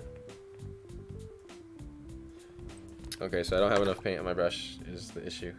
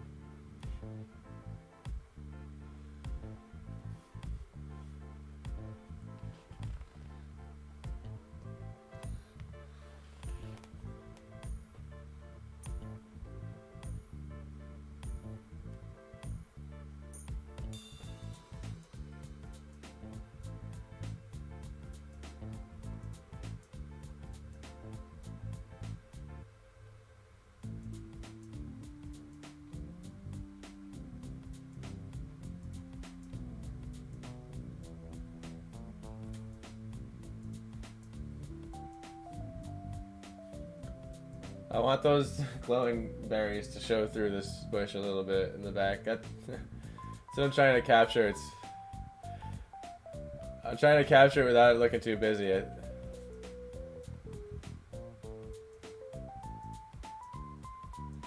But this is a heavy foliated scene, so I mean, there's bound to be some like illusions happening with the way like the leaves are overlapping and stuff. Let's see.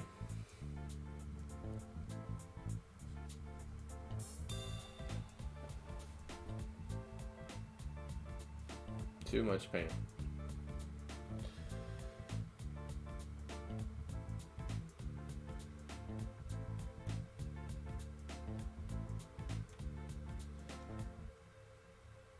Oops.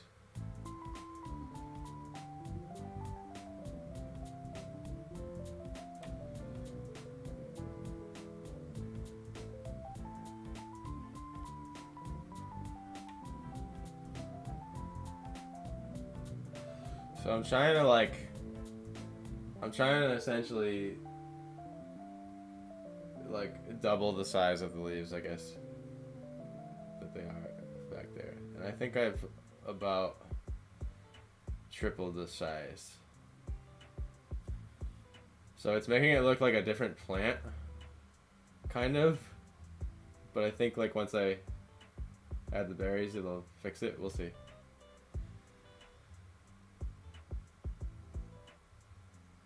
I should have gone slightly smaller, I think, with the leaves. But I think maybe once like they're all tied in, it'll look better. That tends to be the case with painting. That it looks worse before it looks better sometimes.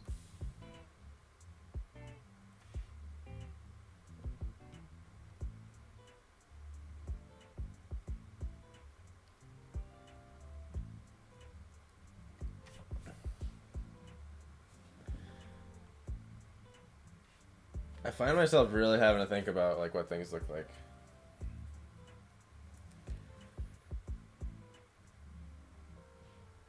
It's all about the glow. Yes, agreed.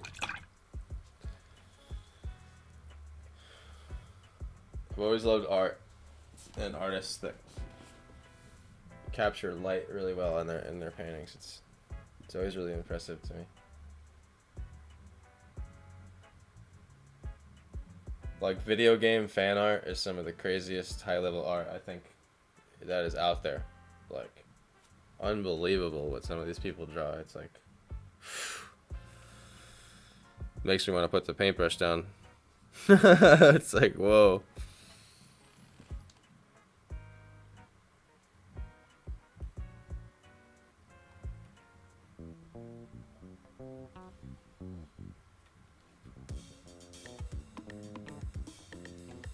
Alright, so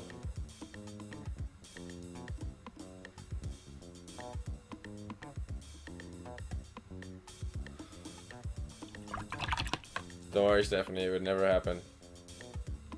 It's just a saying.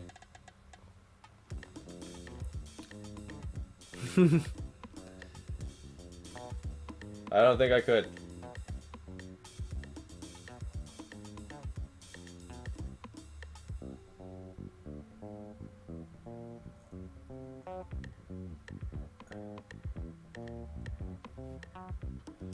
So realizing it's looking good to like do little dots because as much as all the leaves are facing in different directions, they're also overlapping each other and making it so that there are little pieces of the leaves showing behind other pieces of the leaves, and I think that was like the little bit of shape that was missing.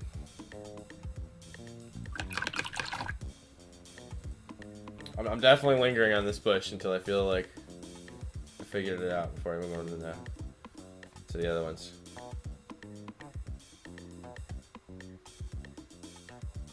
Alright, so I guess what I really gotta do to know is I have to make the berry color again. How did I do that? I know that was, here it is, it was white.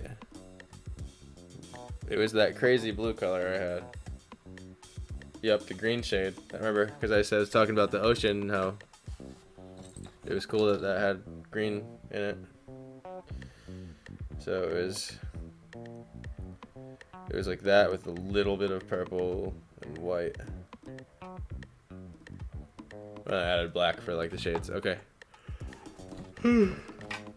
Sure.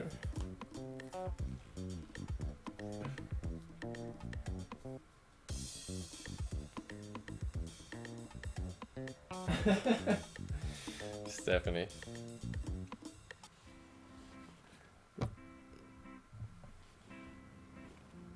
Alright.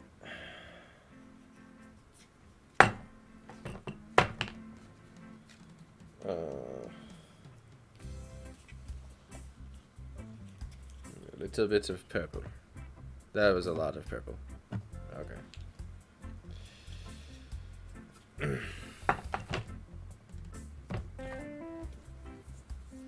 some reason I'm second guessing myself again, not sure if this is the right colors. Let me see. I think it's the white that makes it look like that, maybe?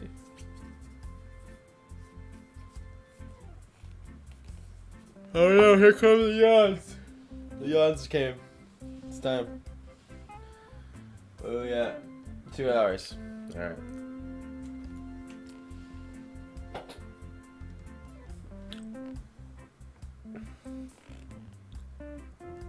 Oh yep, that white immediately made the bristleberry color.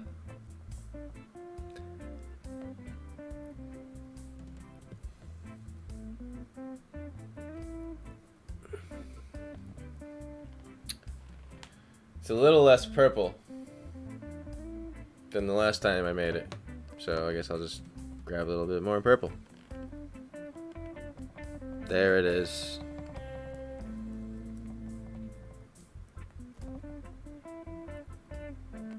need some white.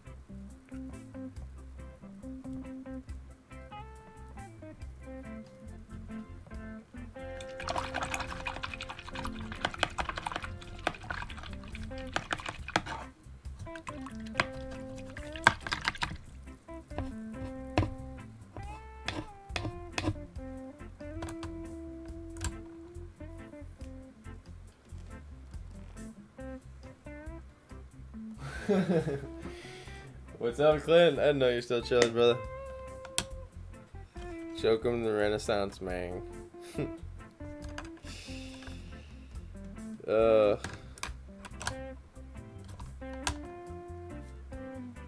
Sometimes I wish I could pick one thing. I'm too curious. I'm too curious. I have to try it all. That's why I can't ever pick one character on World of Warcraft, Clint. I have to try all the classes.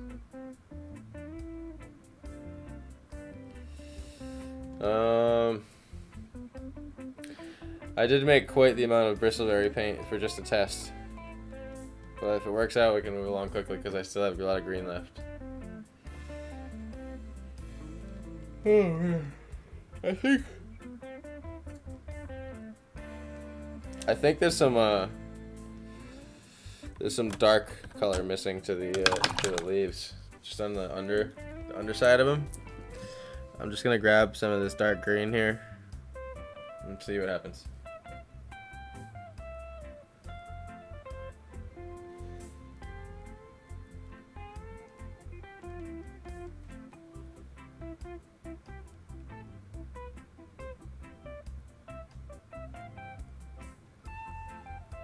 Coming from pencil and pen and ink, I'm used to having to dry out every single tiny leaf. The whole like one dab.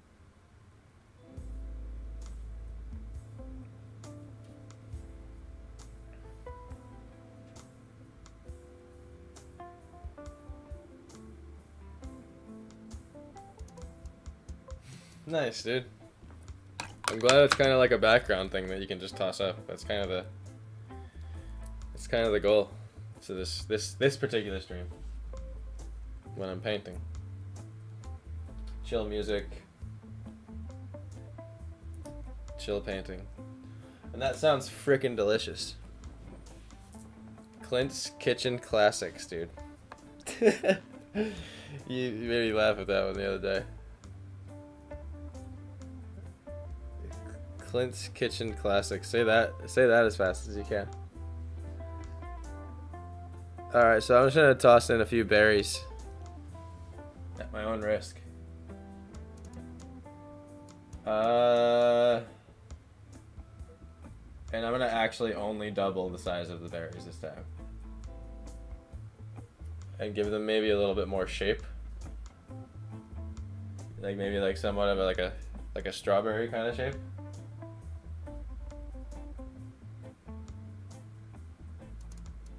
I know, Clint making everyone in chat hungry, Steph.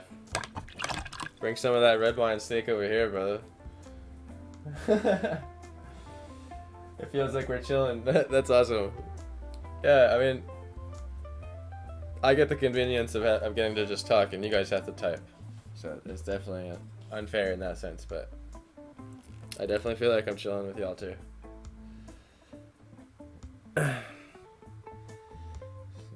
Be a bit more careful of separating the berries.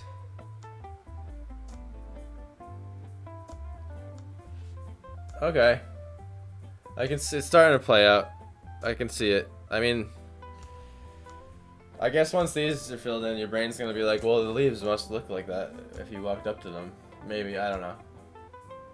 I still feel like I went a little too big on the leaves.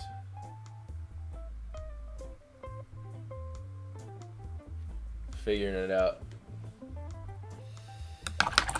No, it's okay if like these berry clumps kind of become blobby because it's the base color. And basically can separate anything with highlights for the most part. I'm almost just kind of putting some dots in between the leaves here.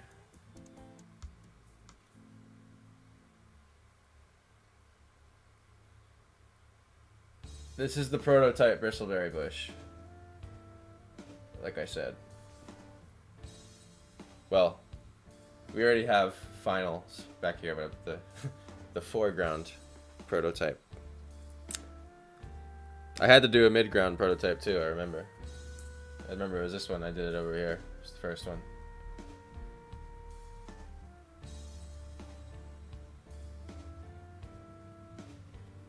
Okay. That berry's popping out over that leaf. I'd say that's double the size of the other berries.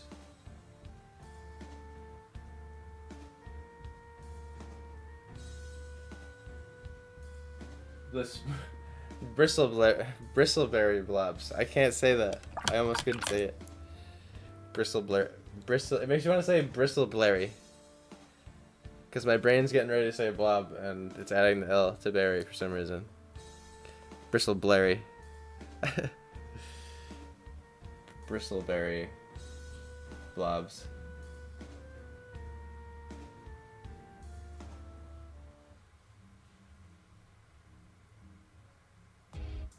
Clint's still got me thinking about a red wine steak right now. I gotta be honest. I'm gonna like accidentally draw like a steak hanging from this bush.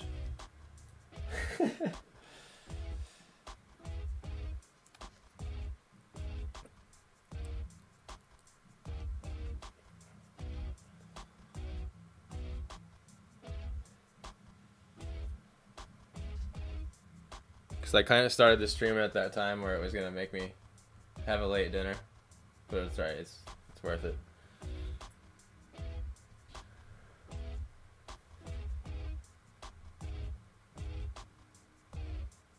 Okay. I'm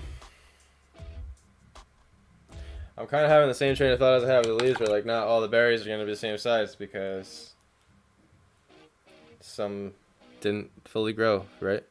So, I mean, I guess berries are gonna be much more consistent in size, maybe, than the leaves.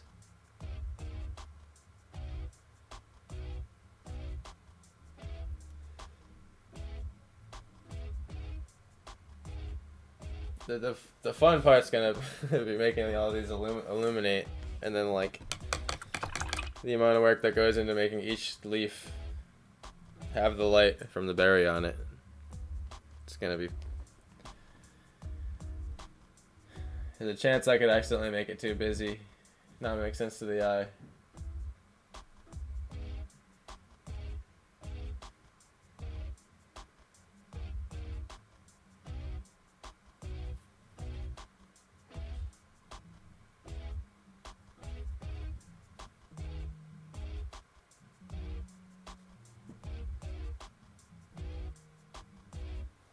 Okay, I feel like that's a good amount of berries for that one. Probably maybe too much.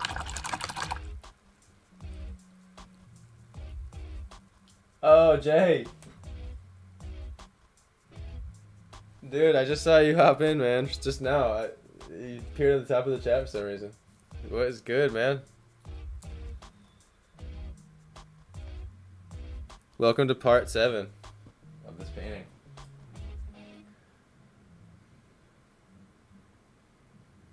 Gotta remember to look at the chat more. It's easy to be scatterbrained though. Okay,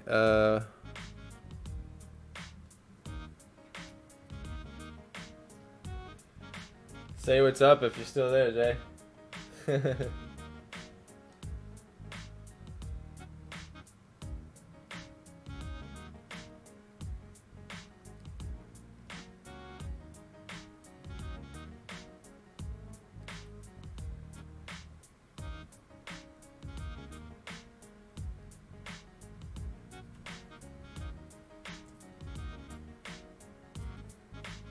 So now I'm essentially putting the tiny light bulbs inside of the berries.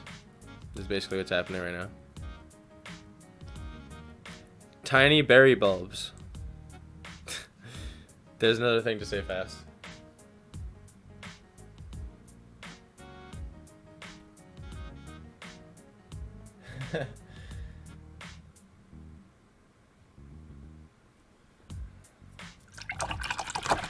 I guess Jay might have left. I don't know.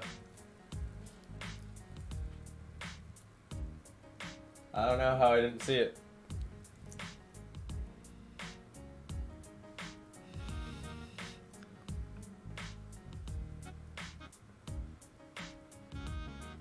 No pressure, he said.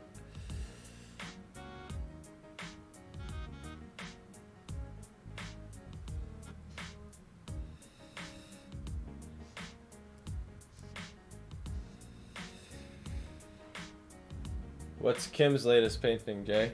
She's always got some painting going on.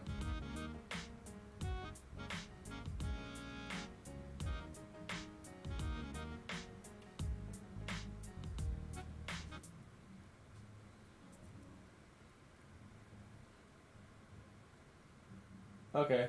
I feel like the bristleberry bush is playing out. Oh, here's a video gamey song.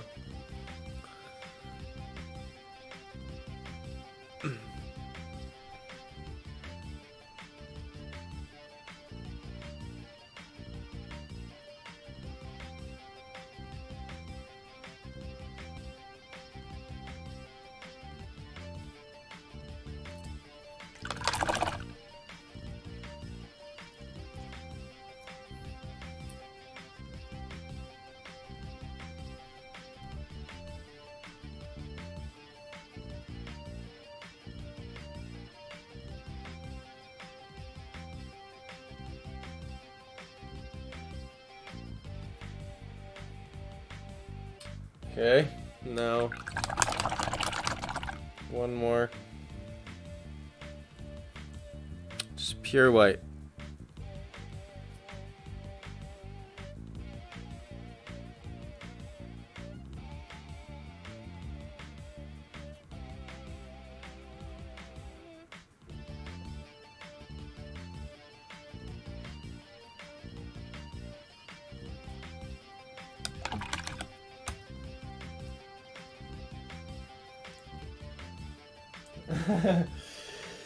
Yep, this is totally a video game song.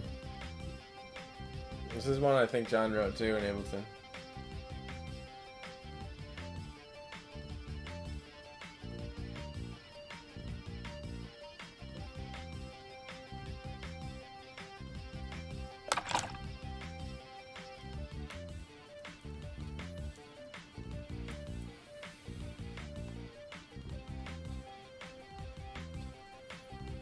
Definitely a big variety of music on here.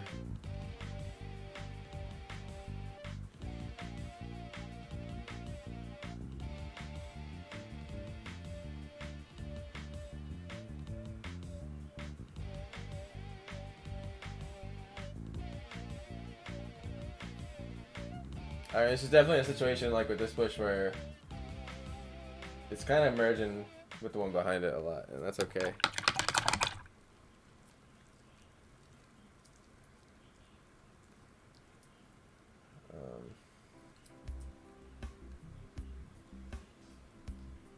I'm surprised not one album song has popped up yet. It's bound to happen. Well, an album song has, but I mean like the actual recording. A lot of this stuff is like music I had to make for like a video I was making for something.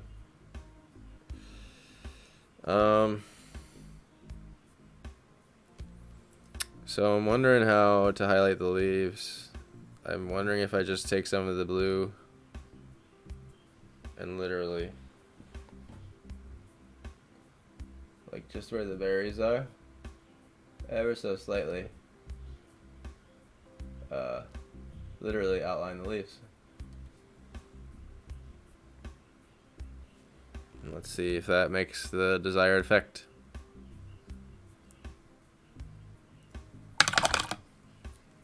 Yep. I was wrong, guys. I'm not finishing this painting tonight. These bushes. Alright. We've made some serious progress, though. Oh, that's actually looking dope. Okay. I'm not that scared anymore. I was scared that it wasn't going to look right. It's actually the can't quite see it as much on the camera yet, but you will.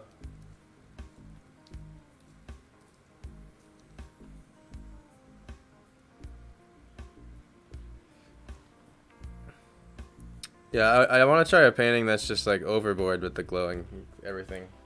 Like, I don't know how many people here have played Ocarina of Time, but the first level, Kokiri Forest, the way that looked with all the glowing things floating around and everything, that's definitely what I'm picturing. Okay, here we go. So here's an actual song off the album right now.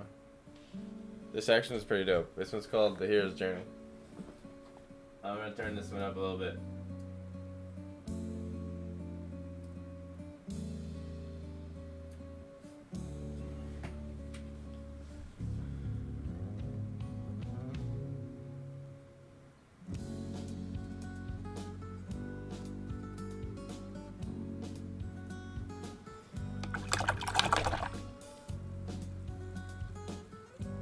Do it with this one, please.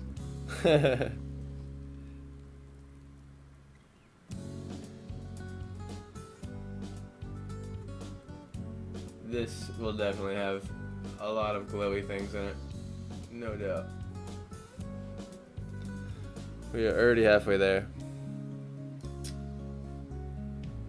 So I just want to do it right around where the leaves are next to the berries. That's it.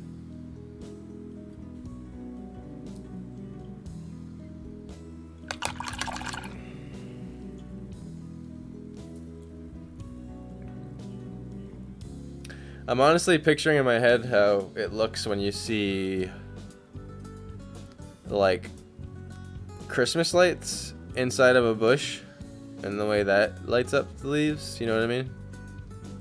That's like the only reference I really got going in my brain right now.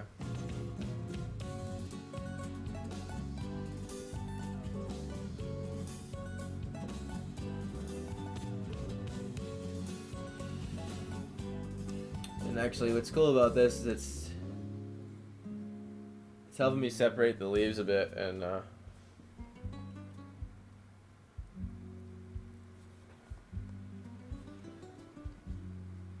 so here's where it can be really fun.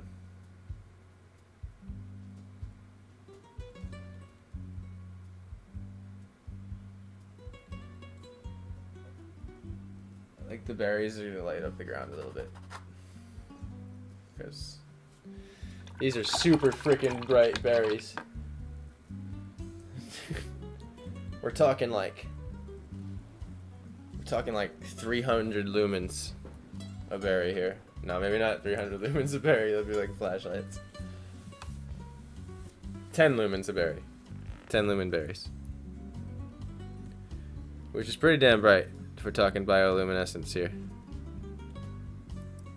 Bioluminescence is pretty subtle.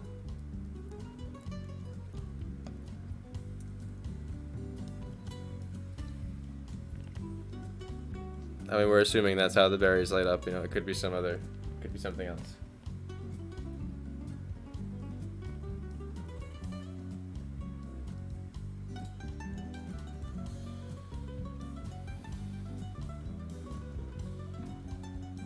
Yeah, those gotta be pure white. Pure freaking white.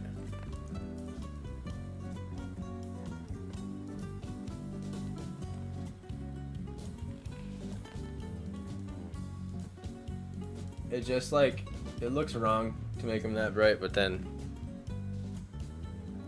when I step back and look at it, it's like, oh yeah. Gotta over exaggerate it, I guess.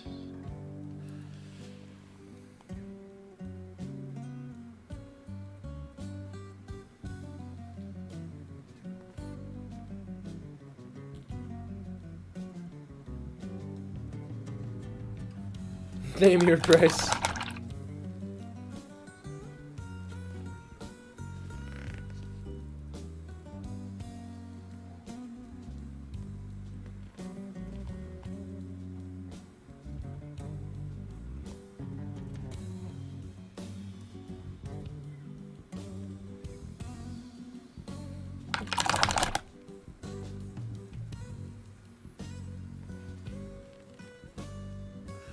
Just want to see what something looks like really quick. If I outline a berry.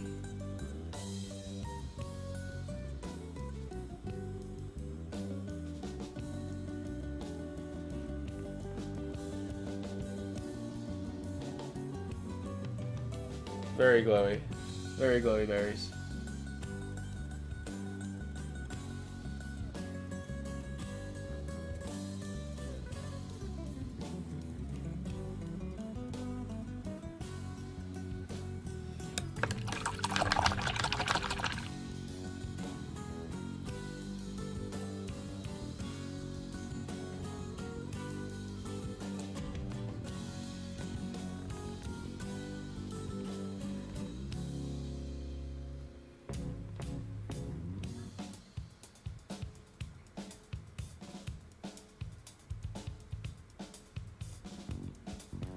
Kinda looks cool. I think I'm just gonna roll with it.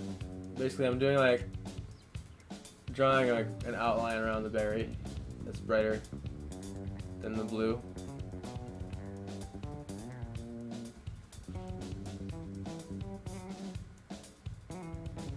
I don't know, maybe see if I can get close to the camera. Seems like it's not. There you go, see that? Definitely now you can see what I'm actually seeing. You can see how like trying to make it look like there's a little light inside of each berry, and then it like hits the like outside layer of the berry. You know what I mean? Like the membrane of the berry.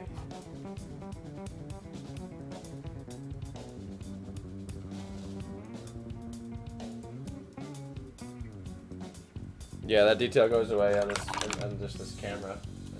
Steve loves the blues. Thanks, Steve. How you doing, Steve? You having a good night?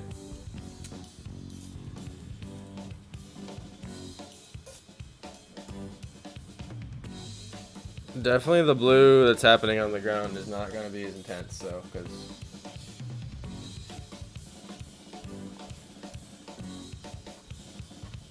yeah, it's not quite the right blue there for the light. I actually need to like water it down to get the effect. So I'm just gonna take a little water and actually just like puddle it on the palette, like over here. And I grab a little puddle of water. It's really small on the screen, but. And then I'm just gonna like slowly add color to the puddle. And basically, it's kind of like how you whitewash stuff, but it's like a blue wash.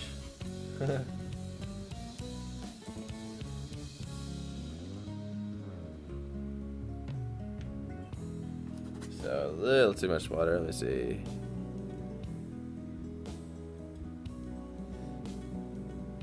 It's weird. It's like when it goes on the canvas, it looks brighter than it is when it actually dries. You gotta kind of trust it.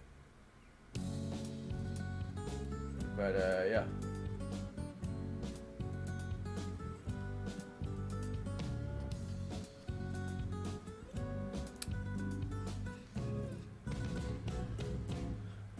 I'm glad the finger smudge carried over for pencil drawing. That still works.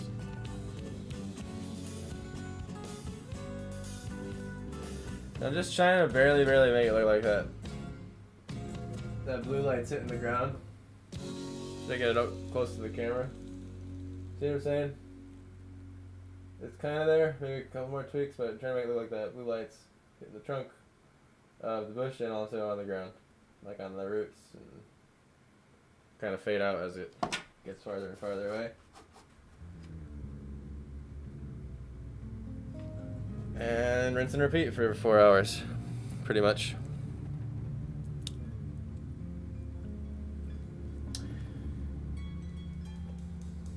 That's a bit. Honestly, the finger smudge is what's doing it. Like getting it on there, and then before it dries, just kind of rubbing it off. And it leaves just like just a tiny bit of pigment left.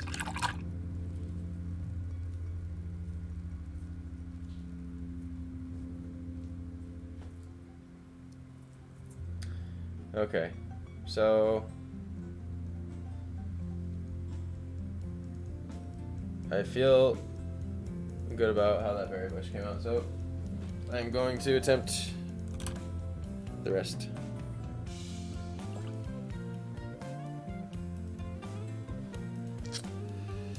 Let's see.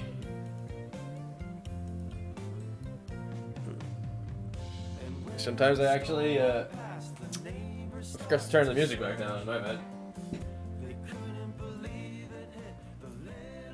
There's another song off the album called Tornado.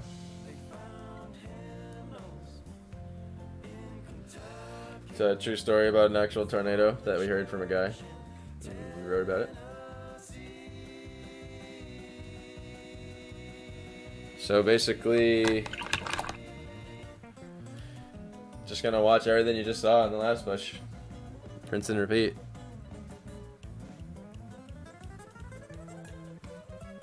But what was I saying? Yeah, sometimes I actually flick.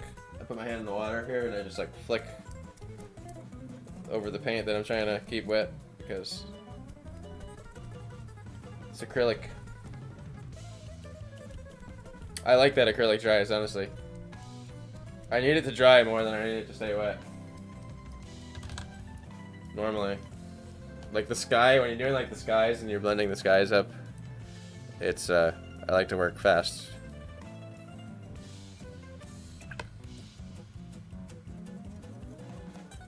Okay.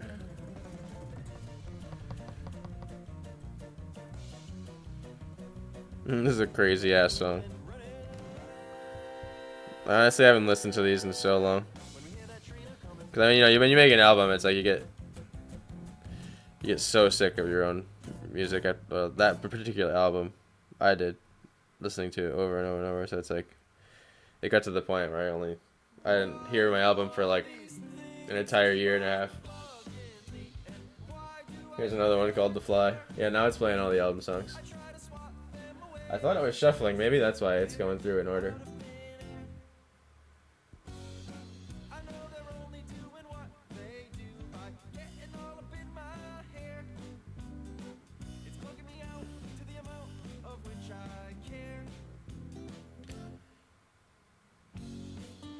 So the honest to God truth of this song is when it was written, you're trying to actually write another song, but then it was written outside and the flies that day, because it was the summer, became so annoying that this is the song that John wrote about the flies that were bothering him. So it's actually a quite literal song.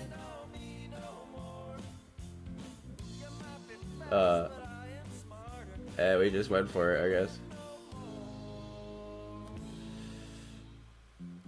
I gotta be careful not to put so much weight. Oh, almost lost it there.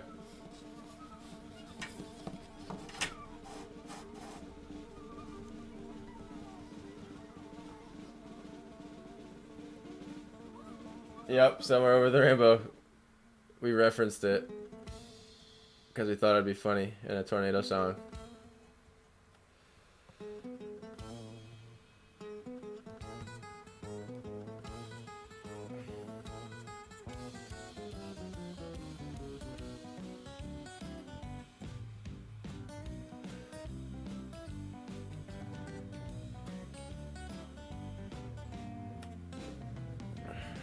So I don't have enough, like, I have too much water in my paint right now. Less water when, like, you want something to cover immediately over everything. More water if you want fade effects and stuff.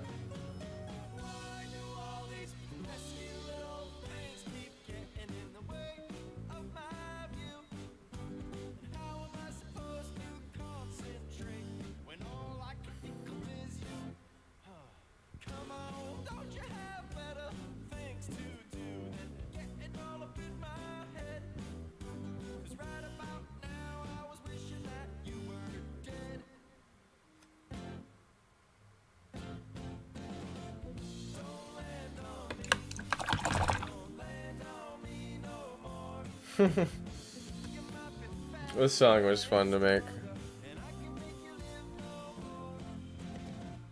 We had fun in the studio making these songs, I gotta say. It's amazing how what happens in like the producing stage of things. And how much like your songs come to life like you wouldn't imagine. If you have a good producer, which we were lucky enough to have an amazing one. And he was just brilliant. Like all the ideas he came up with, all the suggestions are just like, wow. That's amazing.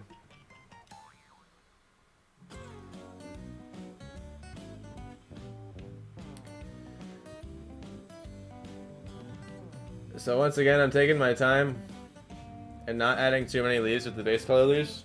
Because again, by the time you add the other three colors, you're adding double the amount of leaves and don't want to fill in all that negative space because I want that moonlight to shine through. Let's see. My eyes are playing tricks on me. It's a bit tough to see yet right now.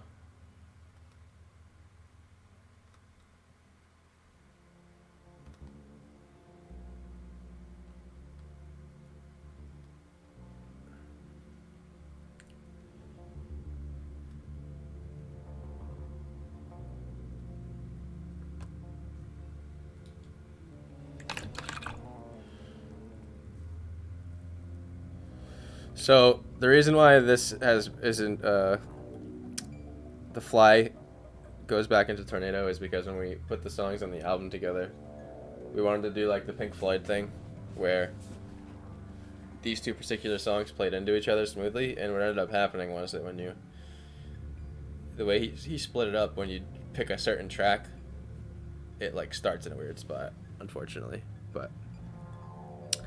We lived with the error because by the time we realized that it was already distributed to iTunes and Spotify and all the above, all the music things. So it was just like whatever at that point.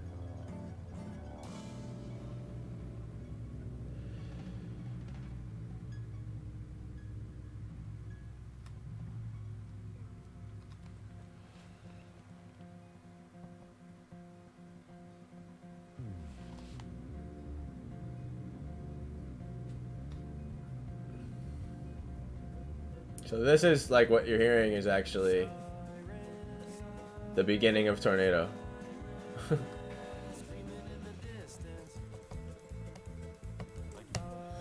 And at the beginning of the Fly song, you're hearing the last half of Tornado, if that makes sense.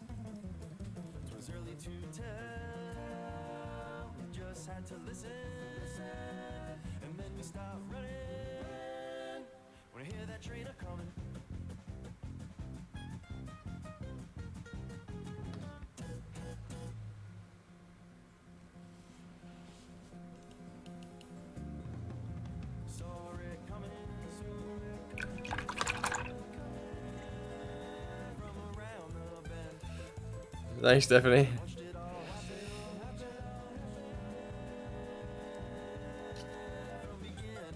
If you want, all 10 songs are on iTunes, I think, for like $10, roughly.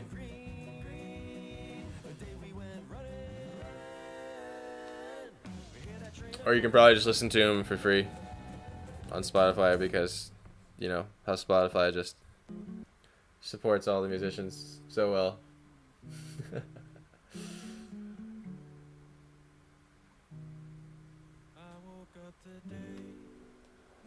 What do you mean? That wasn't a crack on Spotify. I don't know what you're talking about.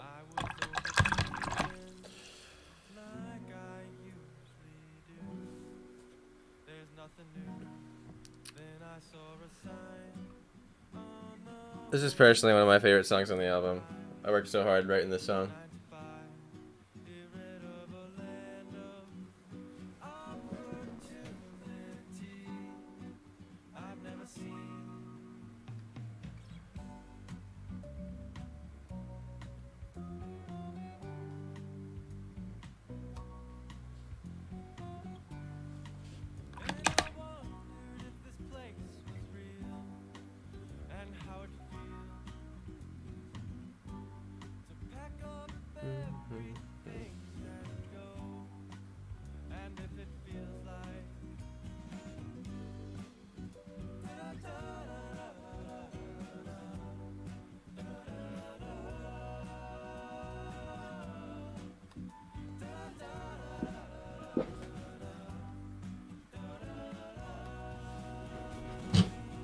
Oops.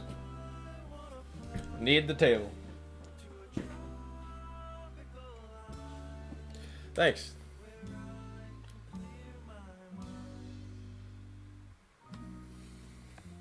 Definitely a variety of music on there. It's not all the same genre.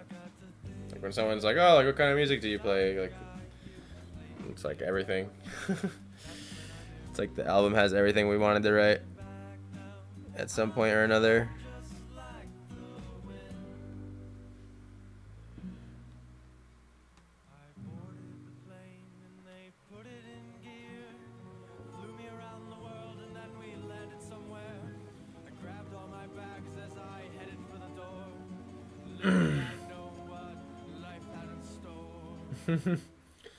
Remember having so many iterations of that part and not knowing how to decide how to get into this part.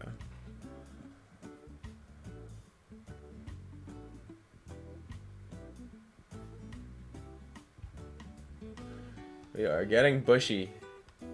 It's starting to be bushy.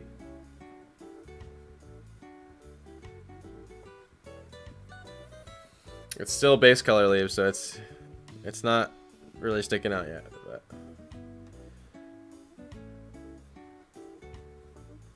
we'll get there.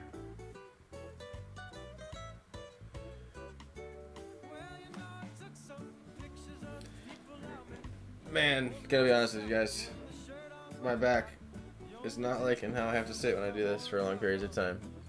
I might have to figure out a better way.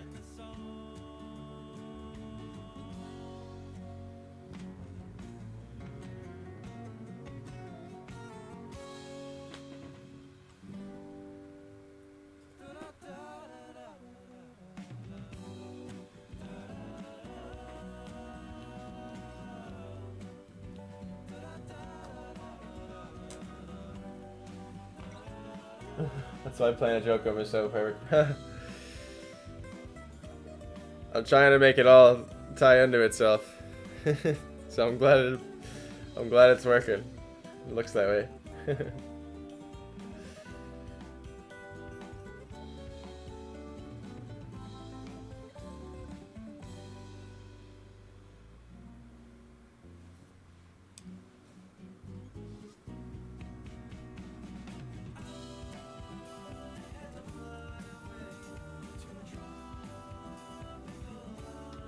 Okay.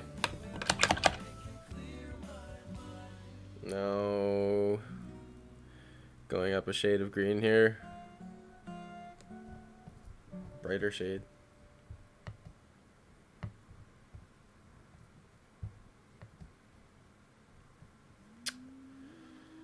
Yeah, it's definitely not shuffling, I guess. I guess when I accidentally put it in, like, just play straight through all the songs.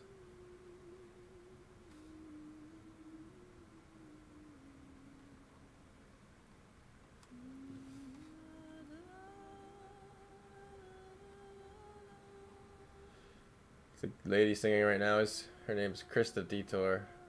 Amazing songwriter, musician. We asked her to sing and play accordion on this song because we just thought it sounded badass. And I personally love what she added to it.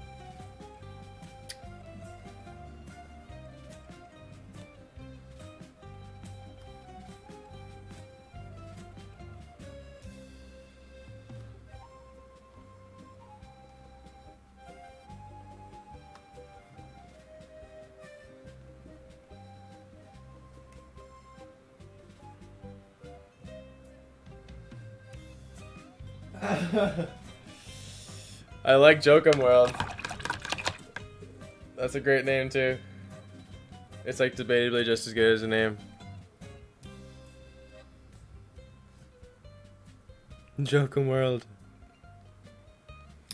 I don't know why, but when you said that, Clint, it reminded me of that Courage the Cowardly Dog episode. Where he goes to like Hamster World or whatever. I don't know if anyone knows what I'm talking about.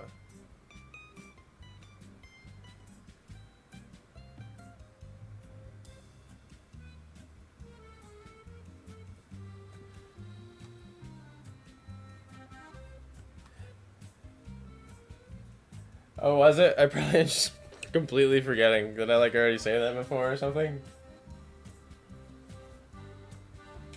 Yes, Doc Gerbil, dude. Oh my god. You know. That episode is so messed up, man. I don't know what it was for me, but that episode was so creepy. Yes, dude.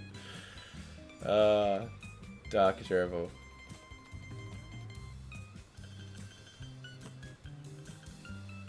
Yo, I bet. I did. I said it once. Okay, I'll take you wait for it.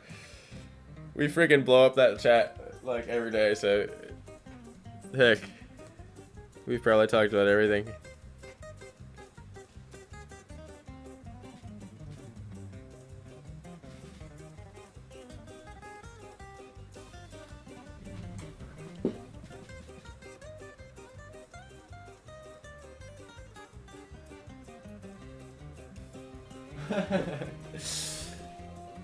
Yep.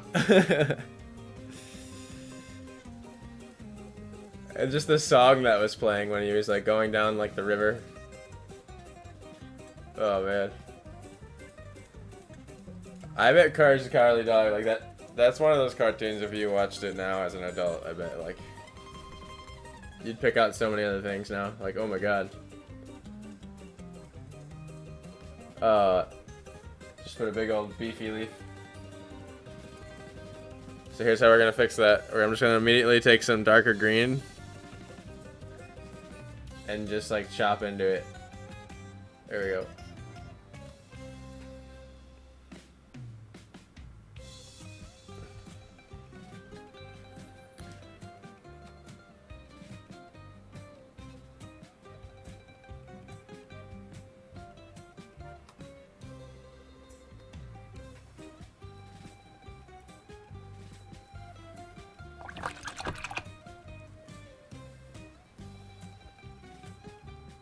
Yeah, oh my god.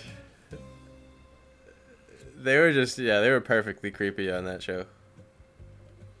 Then, like, there's the other one that always sticks to me. It was, like, the kind of, like, the Slender Man kind of episode. Like, the dude standing out in the field and all the plagues and shit. Yeah. The creators of that show touched the perfect place in my imagination with, like, horror and creepy stuff. No doubt. Props to the artists on that show.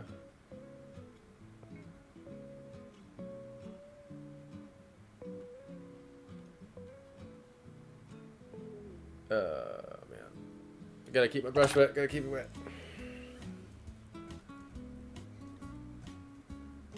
Because it also maintains the shape of the brush.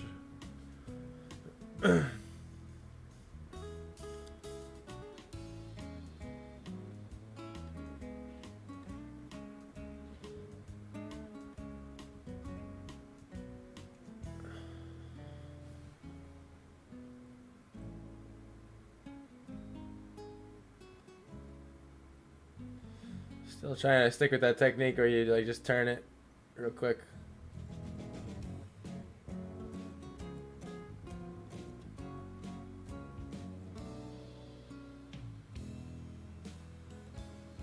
There you go, bush is popping out a little more now.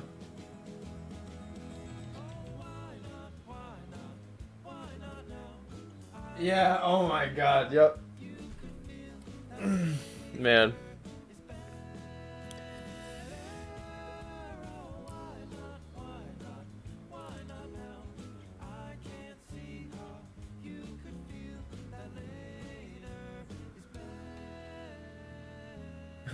Muriel!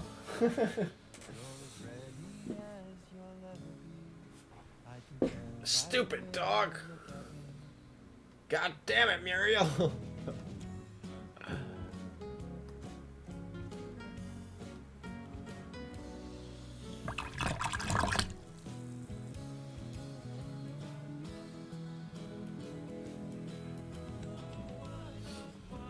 Alright.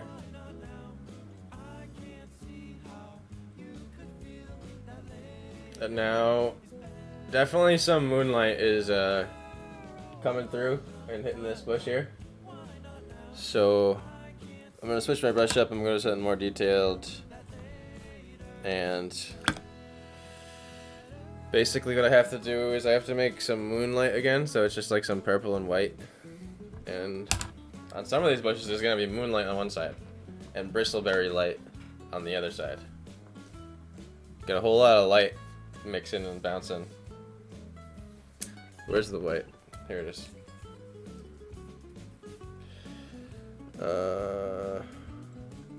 I'll just put it next to the purple.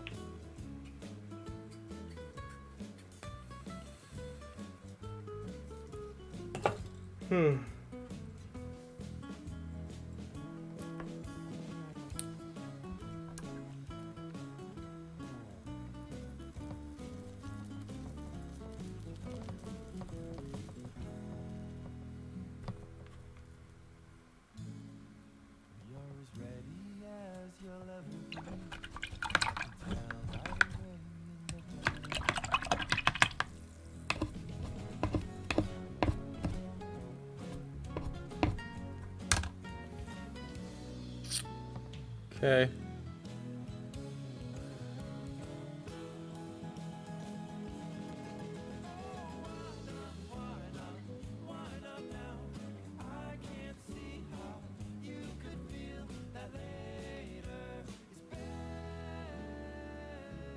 Just slight, not too much. Just the hint of the moon, or whatever. The alien spaceship that lights up the planet. There for all you flat earthers out there.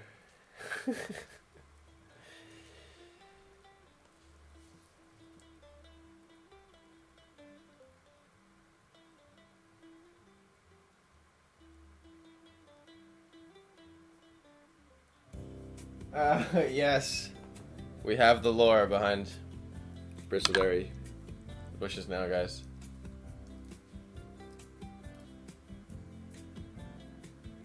It's a proper description. We need to make 4 alchemy effects now that it has.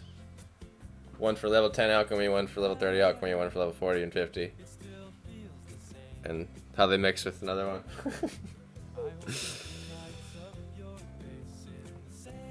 So bristleberries give you invisibility, they also restore health and fatigue, and they do 5 points of poison damage. Got some serious nerd happening right now, guys.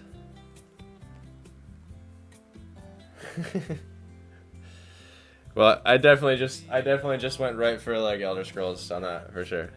Elder Scrolls style. Alright, so bristleberries.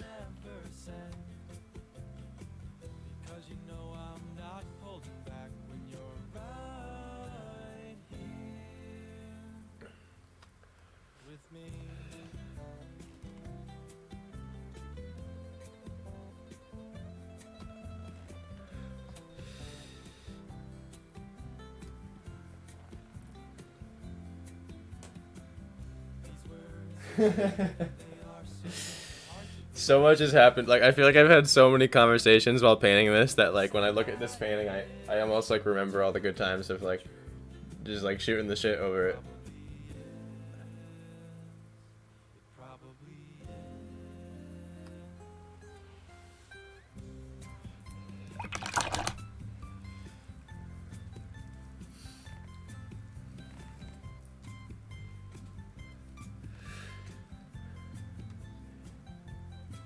This is a strange comparison, but it just popped in my head. You guys ever seen like tadpole eggs before they hatch, like on the edge of the water in like a lake, and they're like being like, it's like that's kind of like how I'm picturing how these berries look. Except you could just imagine those lit up with a tiny LED light inside of, like tadpoles with, or like frog eggs with a tiny light bulb inside of them.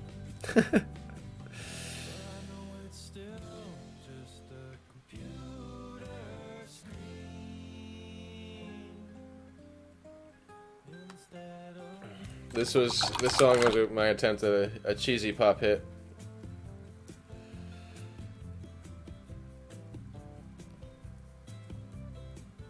You gotta at least try to write one cheesy girlfriend song, right?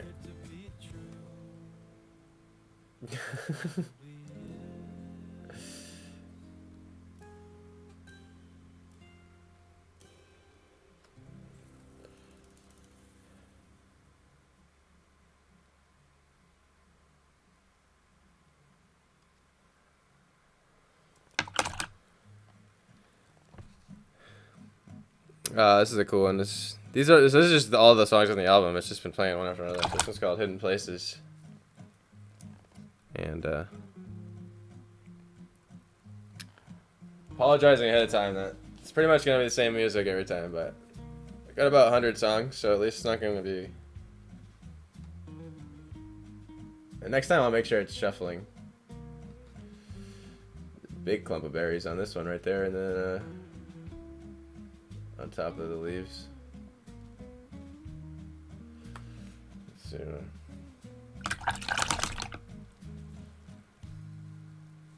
Jellyfish eggs. I don't have an image in my head for jellyfish eggs immediately. I'll just assume that they look similar.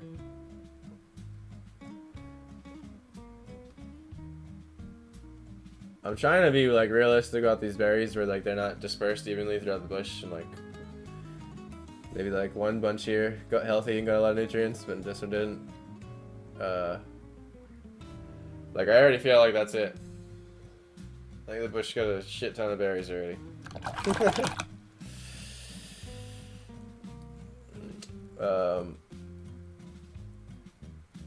There isn't enough dark leaves though. I did the same thing as I did on the last one.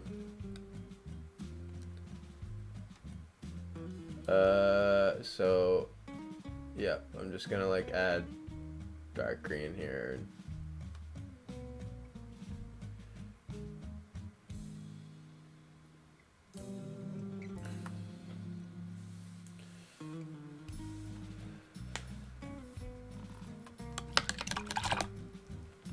Welcome, fifth viewer. All I have on this is on the top of the screen, it says viewers and then a number. And it just goes up and down as I paint. Or whatever I do.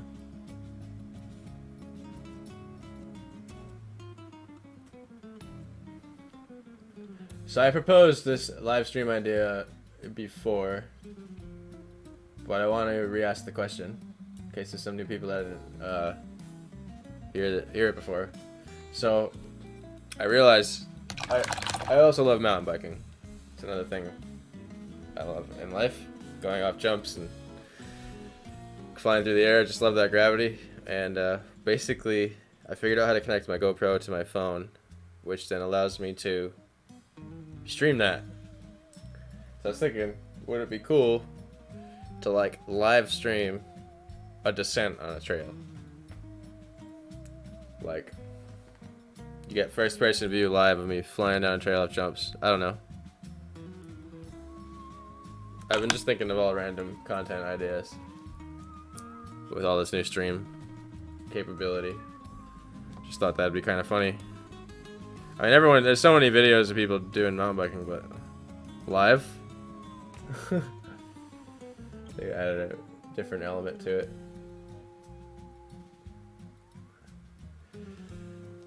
They'd be relatively short videos because the GoPro like will probably only last 20 minutes while streaming. I don't even know if it's gonna work because you need good cell service, and you tend to not have good cell service in those areas.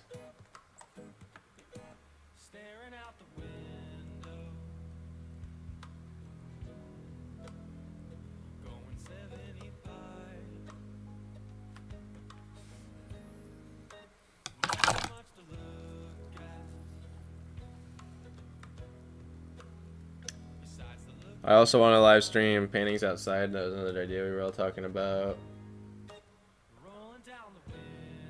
I don't know, what do you guys like to see?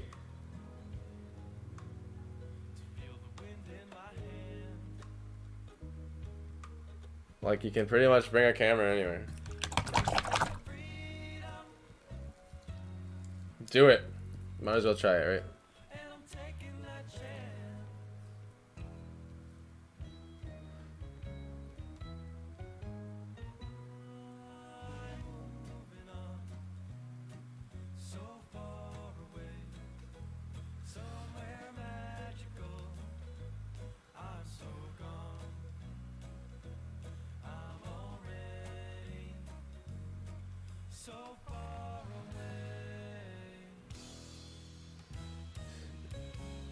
This is essentially the color before the light bulb. I've been calling it the LED light.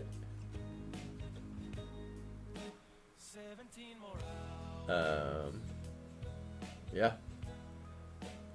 This is a rinse and repeat. Okay. Blindfolded abstract painting. I like it. I mean, I wouldn't be able to interact with you guys. I wouldn't be able to see the comments.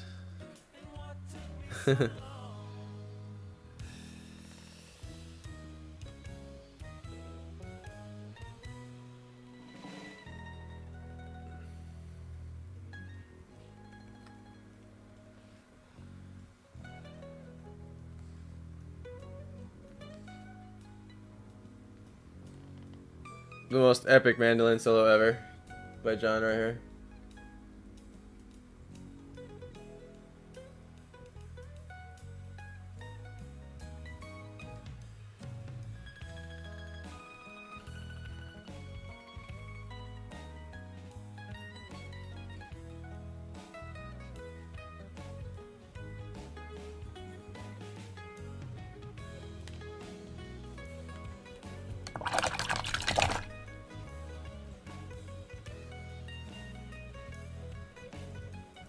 Yes. Painting outside.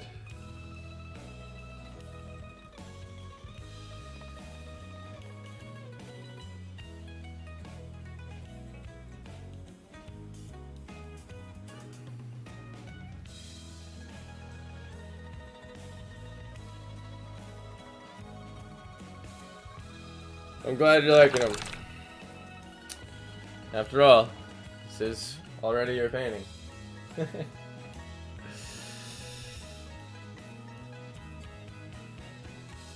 That's if you can afford the $10,000, of course.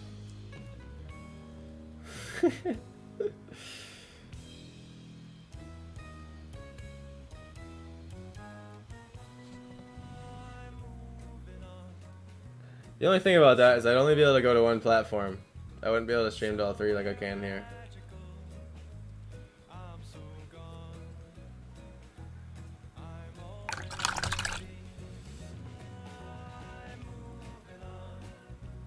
Welcome, new viewer. 2 new viewers. Welcome. We are putting the light bulbs inside the berries. Okay, so what did I do? I had this lighter blue color that I need to recreate a little bit here. Okay. Basically, I just drew a little just outline around the berries.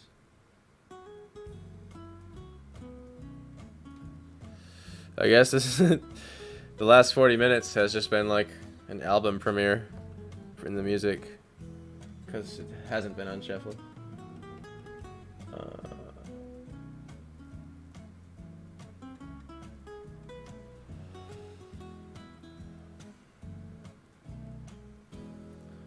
Okay. Oh yeah, you're something else. You made me feel things that I ain't never felt. And I'd like you to know, if for nothing else, could we give it a try? So much easier to be detailed with pens than it is with tiny paintbrushes. Because what ends up happening within like the first 5 hours of use with these little brushes is the very, very, very, very tip starts curling for some reason. It just always does. I've yet to have a detail brush where the very tip doesn't curl, and you just eventually end up having to deal with it. It's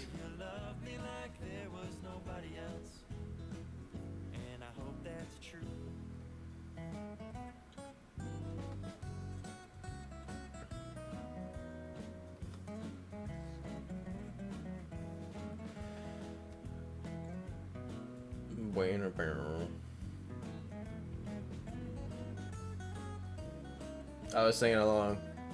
I don't know if that was like totally out of sync.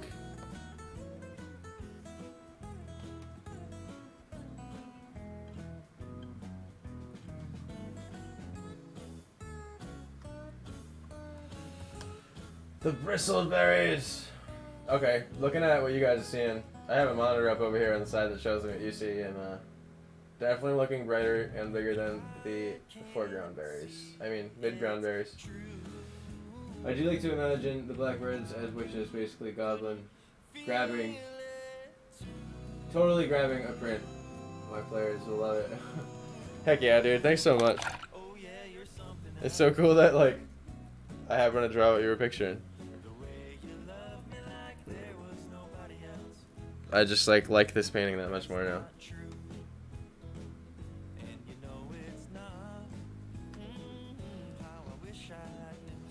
You can even just add bristleberries now as like an item in the game that you can farm.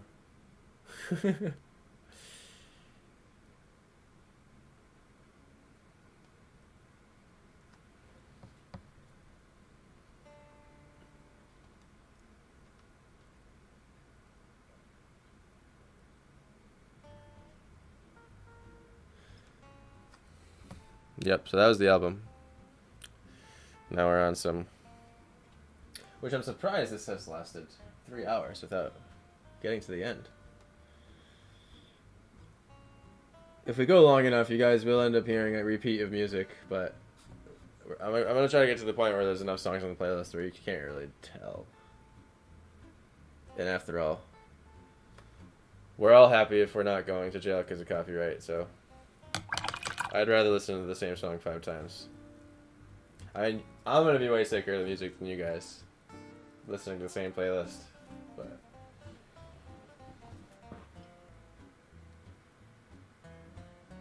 it's very enchanting and sinister.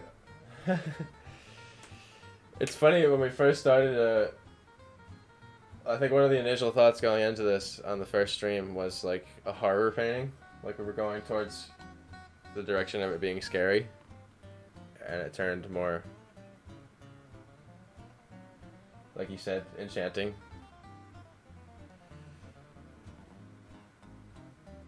And then I went to the alien feet and the everything else.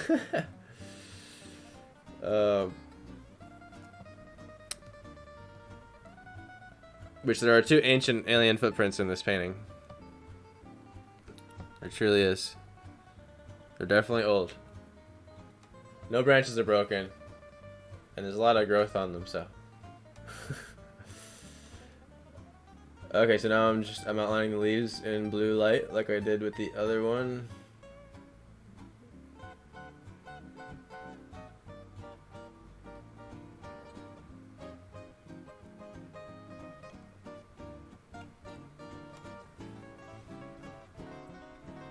I think I actually went brighter of a blue.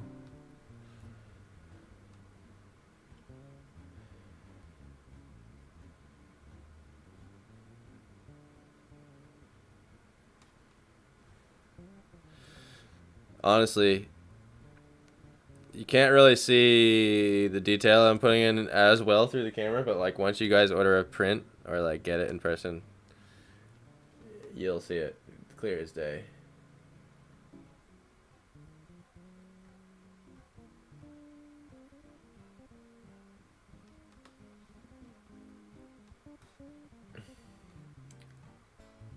Bill just shredding a bass solo right now. I guess the other benefit of having all original music is it gives me something else to talk about and blabble endlessly over.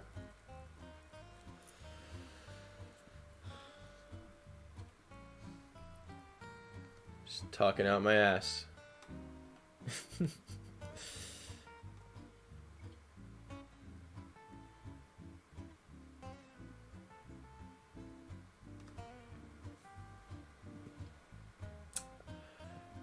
I feel like I did a better job with the lighting on the other ones, though. On the other bush. Okay. Well, this one doesn't have as many berries, so that's okay. it's not going to be as lit up. That one's catching some light. Maybe that one's catching some light.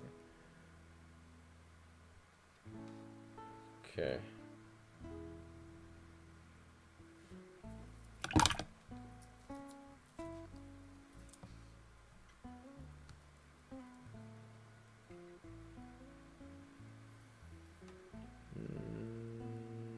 Right here. Okay. Just like that. I'm gonna step back so that shadow's off the screen here for a second. Cool.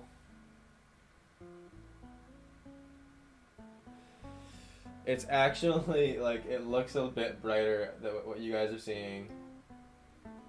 Hey, what's up, Jacob? Hey, what's up, guys? I cannot believe how much bigger that cat is now. Like when I first met the cat, it was like I feel like the cat could like fit in my hand. Last time I saw it. He's such your buddy. I love the pictures.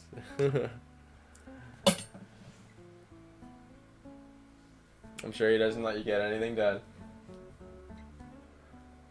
when you're trying to animate on the computer.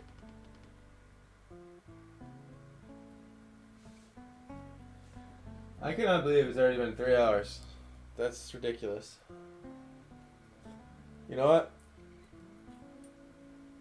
Well, actually, there's one last thing here. So I'm making a little puddle of water again, like I did with the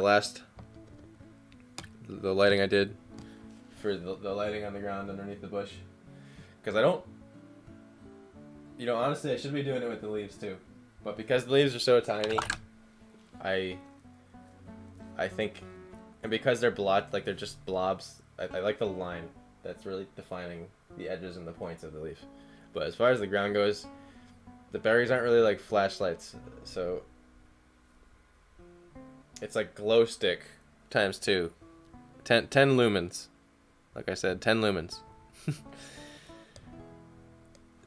So I'm trying to just like blue wash. It's usually called whitewash, but just like blue wash the ground.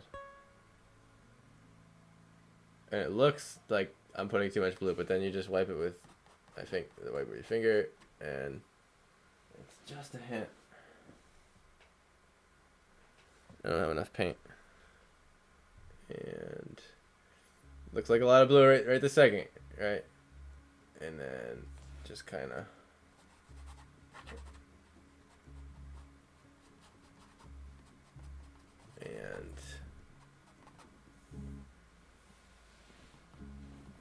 it's subtle.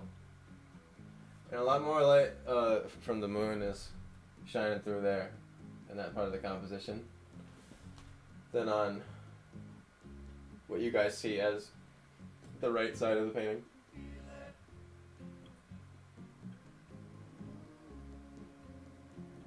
I'm just kind of step back from it right now.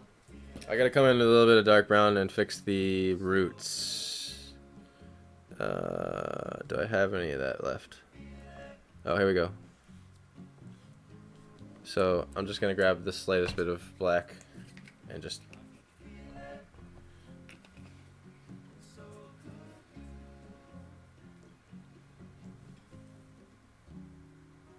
he's the best. It's good to have friends. Yeah.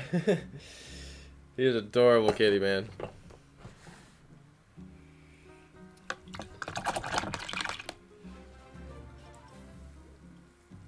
Hey, man. Thank you so much, dude. 100 stars. Get out of here, man. You're the best. Freaking legend.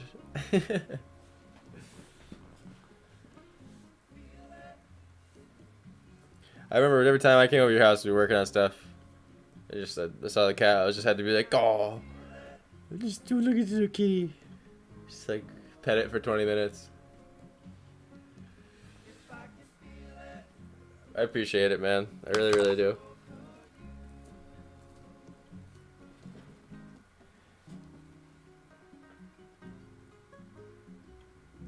I got 2 of the slides up we did for Poliak on the website for sale for print as prints. I figured why not use those 2 slides. the two we called the Cave of Choice and what was the Cave of Life. I did the brightened up versions.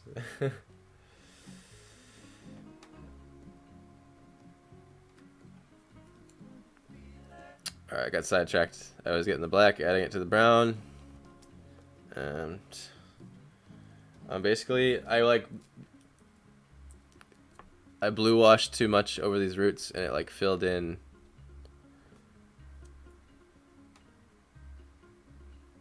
Okay, so that's way too black. So I'm just gonna wipe that off immediately with my finger. And grab something way later. Okay. Hopefully this is the color we're looking for. Yep, that's it. This was one of the bushes earlier too that weren't really like tied to the ground well already, so there we go.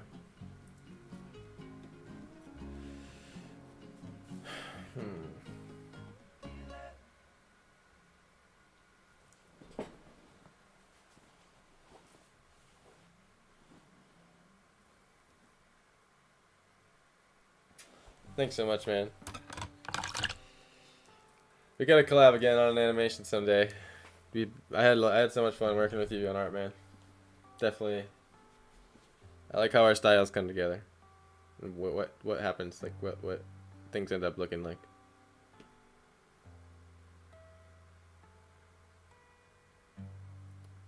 So I'm skipping around here. I'm coming back to darker greens to add to these leaves a little bit.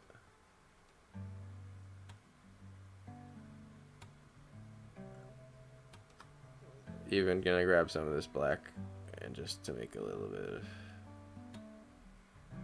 there we go.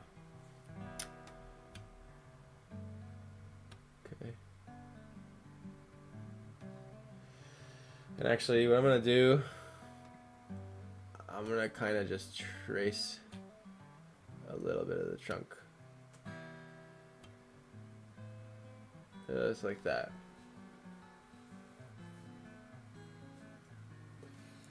And I'm kind of purposely letting things like blend over each other and kind of like how, you know that there's a mid-ground bush behind this kind of foreground bush, but like I want it to kind of mesh all together and like busy, like lots of leaves and branches and stuff and overlap. Because otherwise it would kind of look like a logged out forest or something, like something that just got cleared out, ready to build a house on or something. Like I'm trying to make it like when you're walking through the woods, like branches are hitting you in the face. You know what I mean? Like that kind of.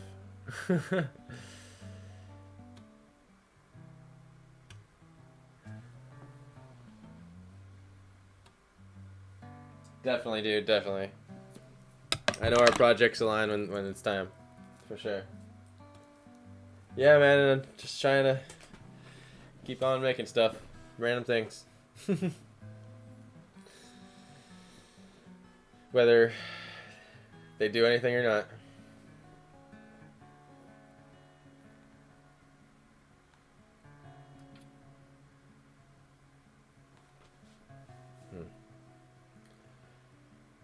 Well, hey everyone, I am going to take another leg stretcher, because I'm definitely going way over the limit with the little back tweaky thing that's happening right now. But paint was drying and I wanted to get those two bushes set, so very happy I got my bush technique down now. Like after those two, I feel like I'm going to be able to keep the bushes pretty consistent. Even with the one more really up close bush here, or if there is one, maybe a couple big leaves coming off to the side here, but like really picturing it now with the bristleberry bushes. But yeah, be right back in a second. Don't go anywhere if you still want to hang out. And it's gonna be a little bit longer. Probably gonna go a little bit longer. We usually cut it off at like 4 hours on the long ones. It's about all I can handle with the way I have to sit here. Okay, I did the last snipe video with the chat. So I did this one. Do the cracker box snipe video. Be right back.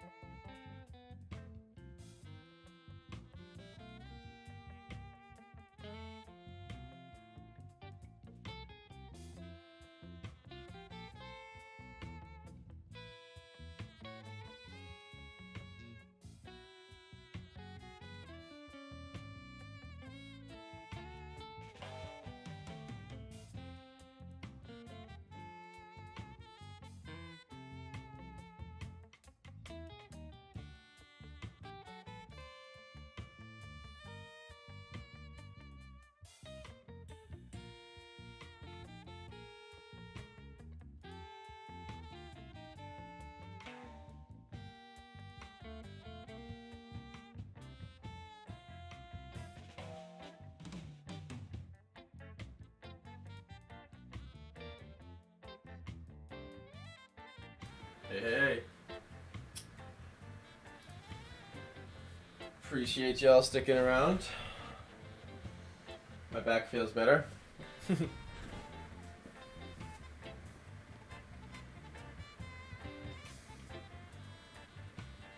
Cool, cool.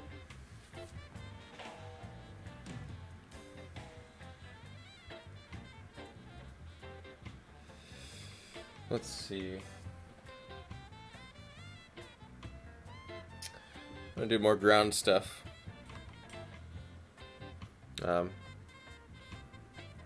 Basically, we're approaching the end of the stream right now. Probably only gonna go for another 10 minutes. Gonna finish up some ground details. The greens that I need to finish the next two bushes, or next one bush.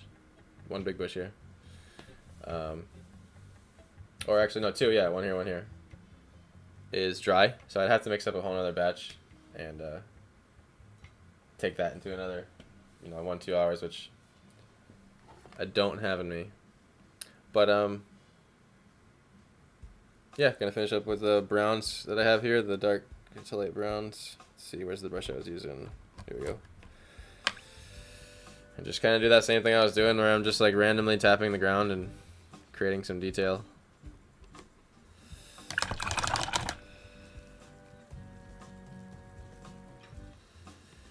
Just grabbing some of this white.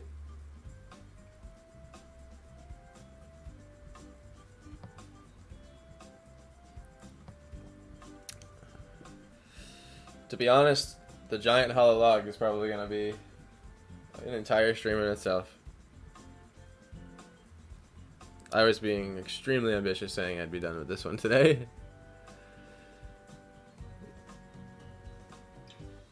In my TikTok and in my Instagram post, I was like, let's finish this one. Nope. I had a feeling the bristleberry bushes were going to be extremely detailed once they came closer to the camera.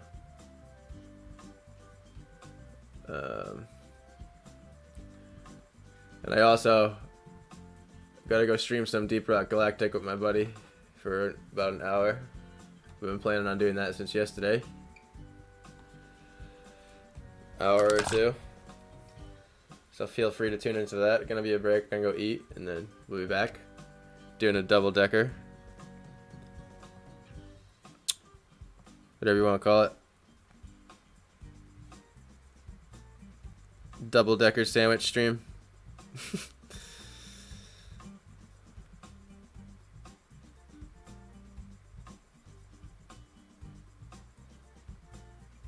And at least in gaming, I can allow the music of the game to play, so we can get a break from this stuff.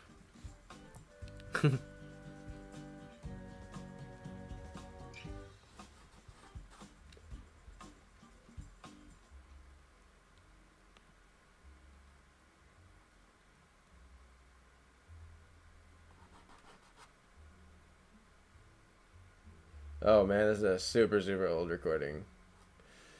So way back before I moved to Tennessee, I was in a band called The Rebound with my buddy Alex and Keith. And this was one of the songs we wrote called Rainstorm.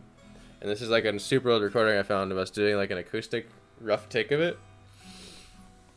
And basically the song was just an instrumental interpretation of a rainstorm. We're just like, how it builds, clouds roll in, all the way to like when it's just like downpouring, the thunder, the lightning.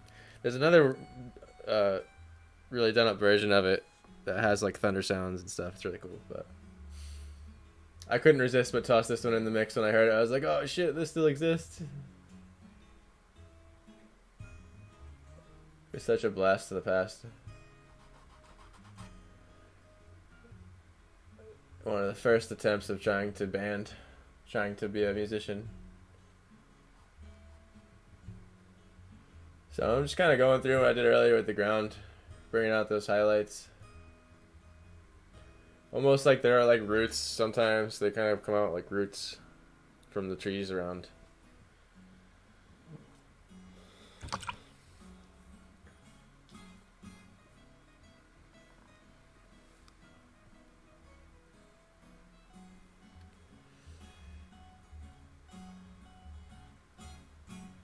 Again, I'm going the opposite way with this detail brush, which like feels horrible. It feels like you're ruining it, but it's giving me like the look I'm going for. So I guess in my world, if I have to ruin a brush to get the right look, so be it. I mean, I did it with the other one, with the mid-ground bushes. Just mashing the bristles into oblivion.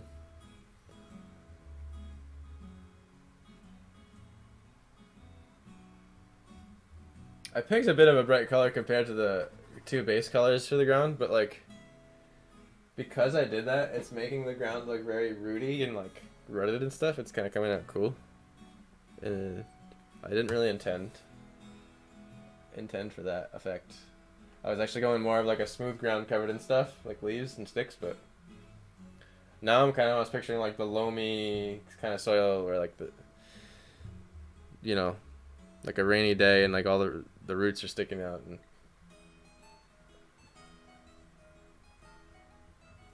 I gotta try myself a snow painting. I bet that's challenging. Like a scene with like 3 feet of snow and everything. Maybe some like ancient ruins, just like covered in snow.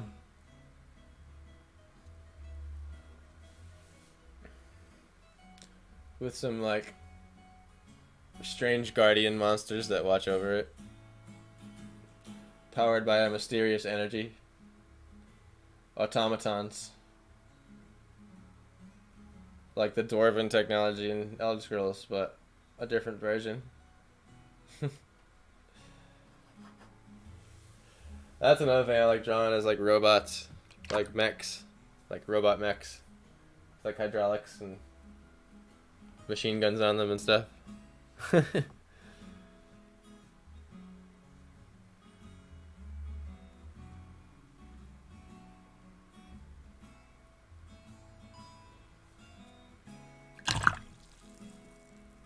Alright. I'm actually pretty satisfied with like how the foreground is. There's gonna be not much left. There'll be some with the log, like having to, you know, attach it to the ground or whatnot. But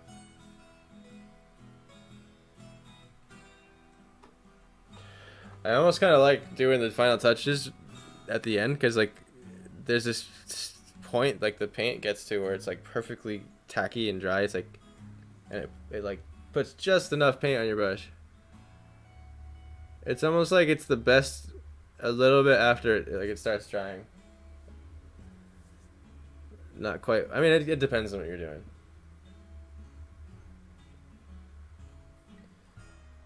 That's the mastery of painting, I guess. Mastering all the states of the paint too, whether it's watered down, solid, dry.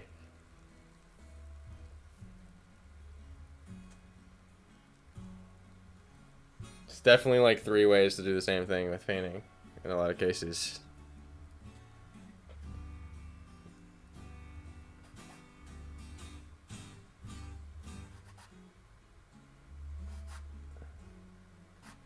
So I'm like just tossing paint on and wiping it off just to leave remnants of pigment.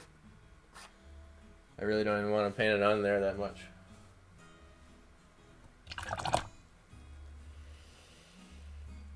Sometimes you with pencil, to get the desired shade in a spot, like you gotta sit there just like the weight of the pencil, just barely, like 6-7 passes in the same exact little spot, and then it'll finally reach the shade. Like,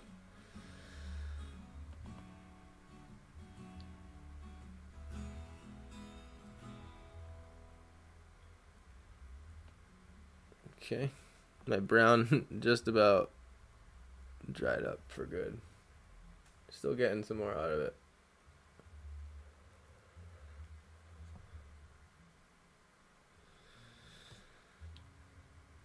Today was essentially learn how to draw close-up bristleberry bushes.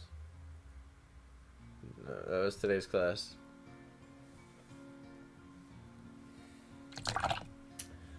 Still got a loyal 3 viewers, man, sticking through the whole 3 hours. Thank you so much, guys.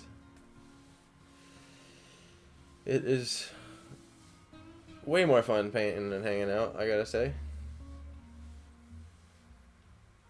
When I first started this live streaming stuff, I was not sure like how it would feel to be on the spot and have to make decisions on my own paintings. Because usually this is like a very private process for me, where like you don't see it till it's done. So it's been interesting, like showing every minute, tiny little step for me. I definitely am more relaxed into it.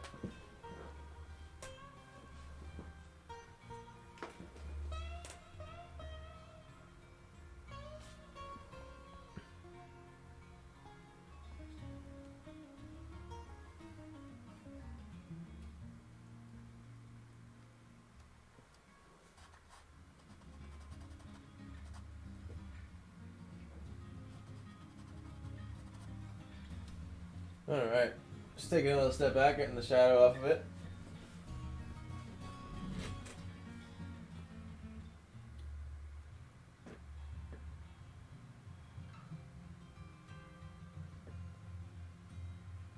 Cool.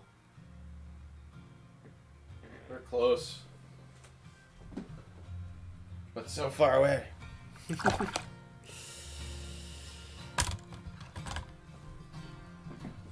I'm still just sitting back here thinking about how it looks and the progress that happened.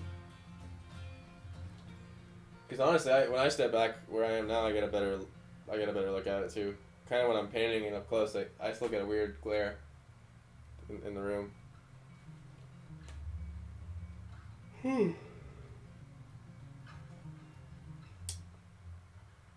Sweet.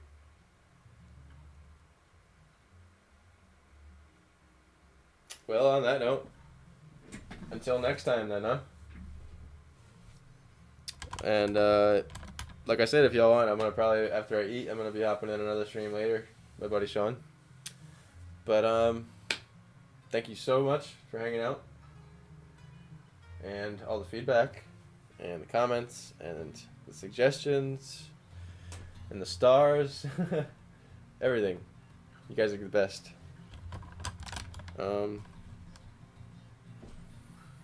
Can't think of anything else to say. So, on that note, I hope you all have a wonderful night, and I will see you next time. Take care.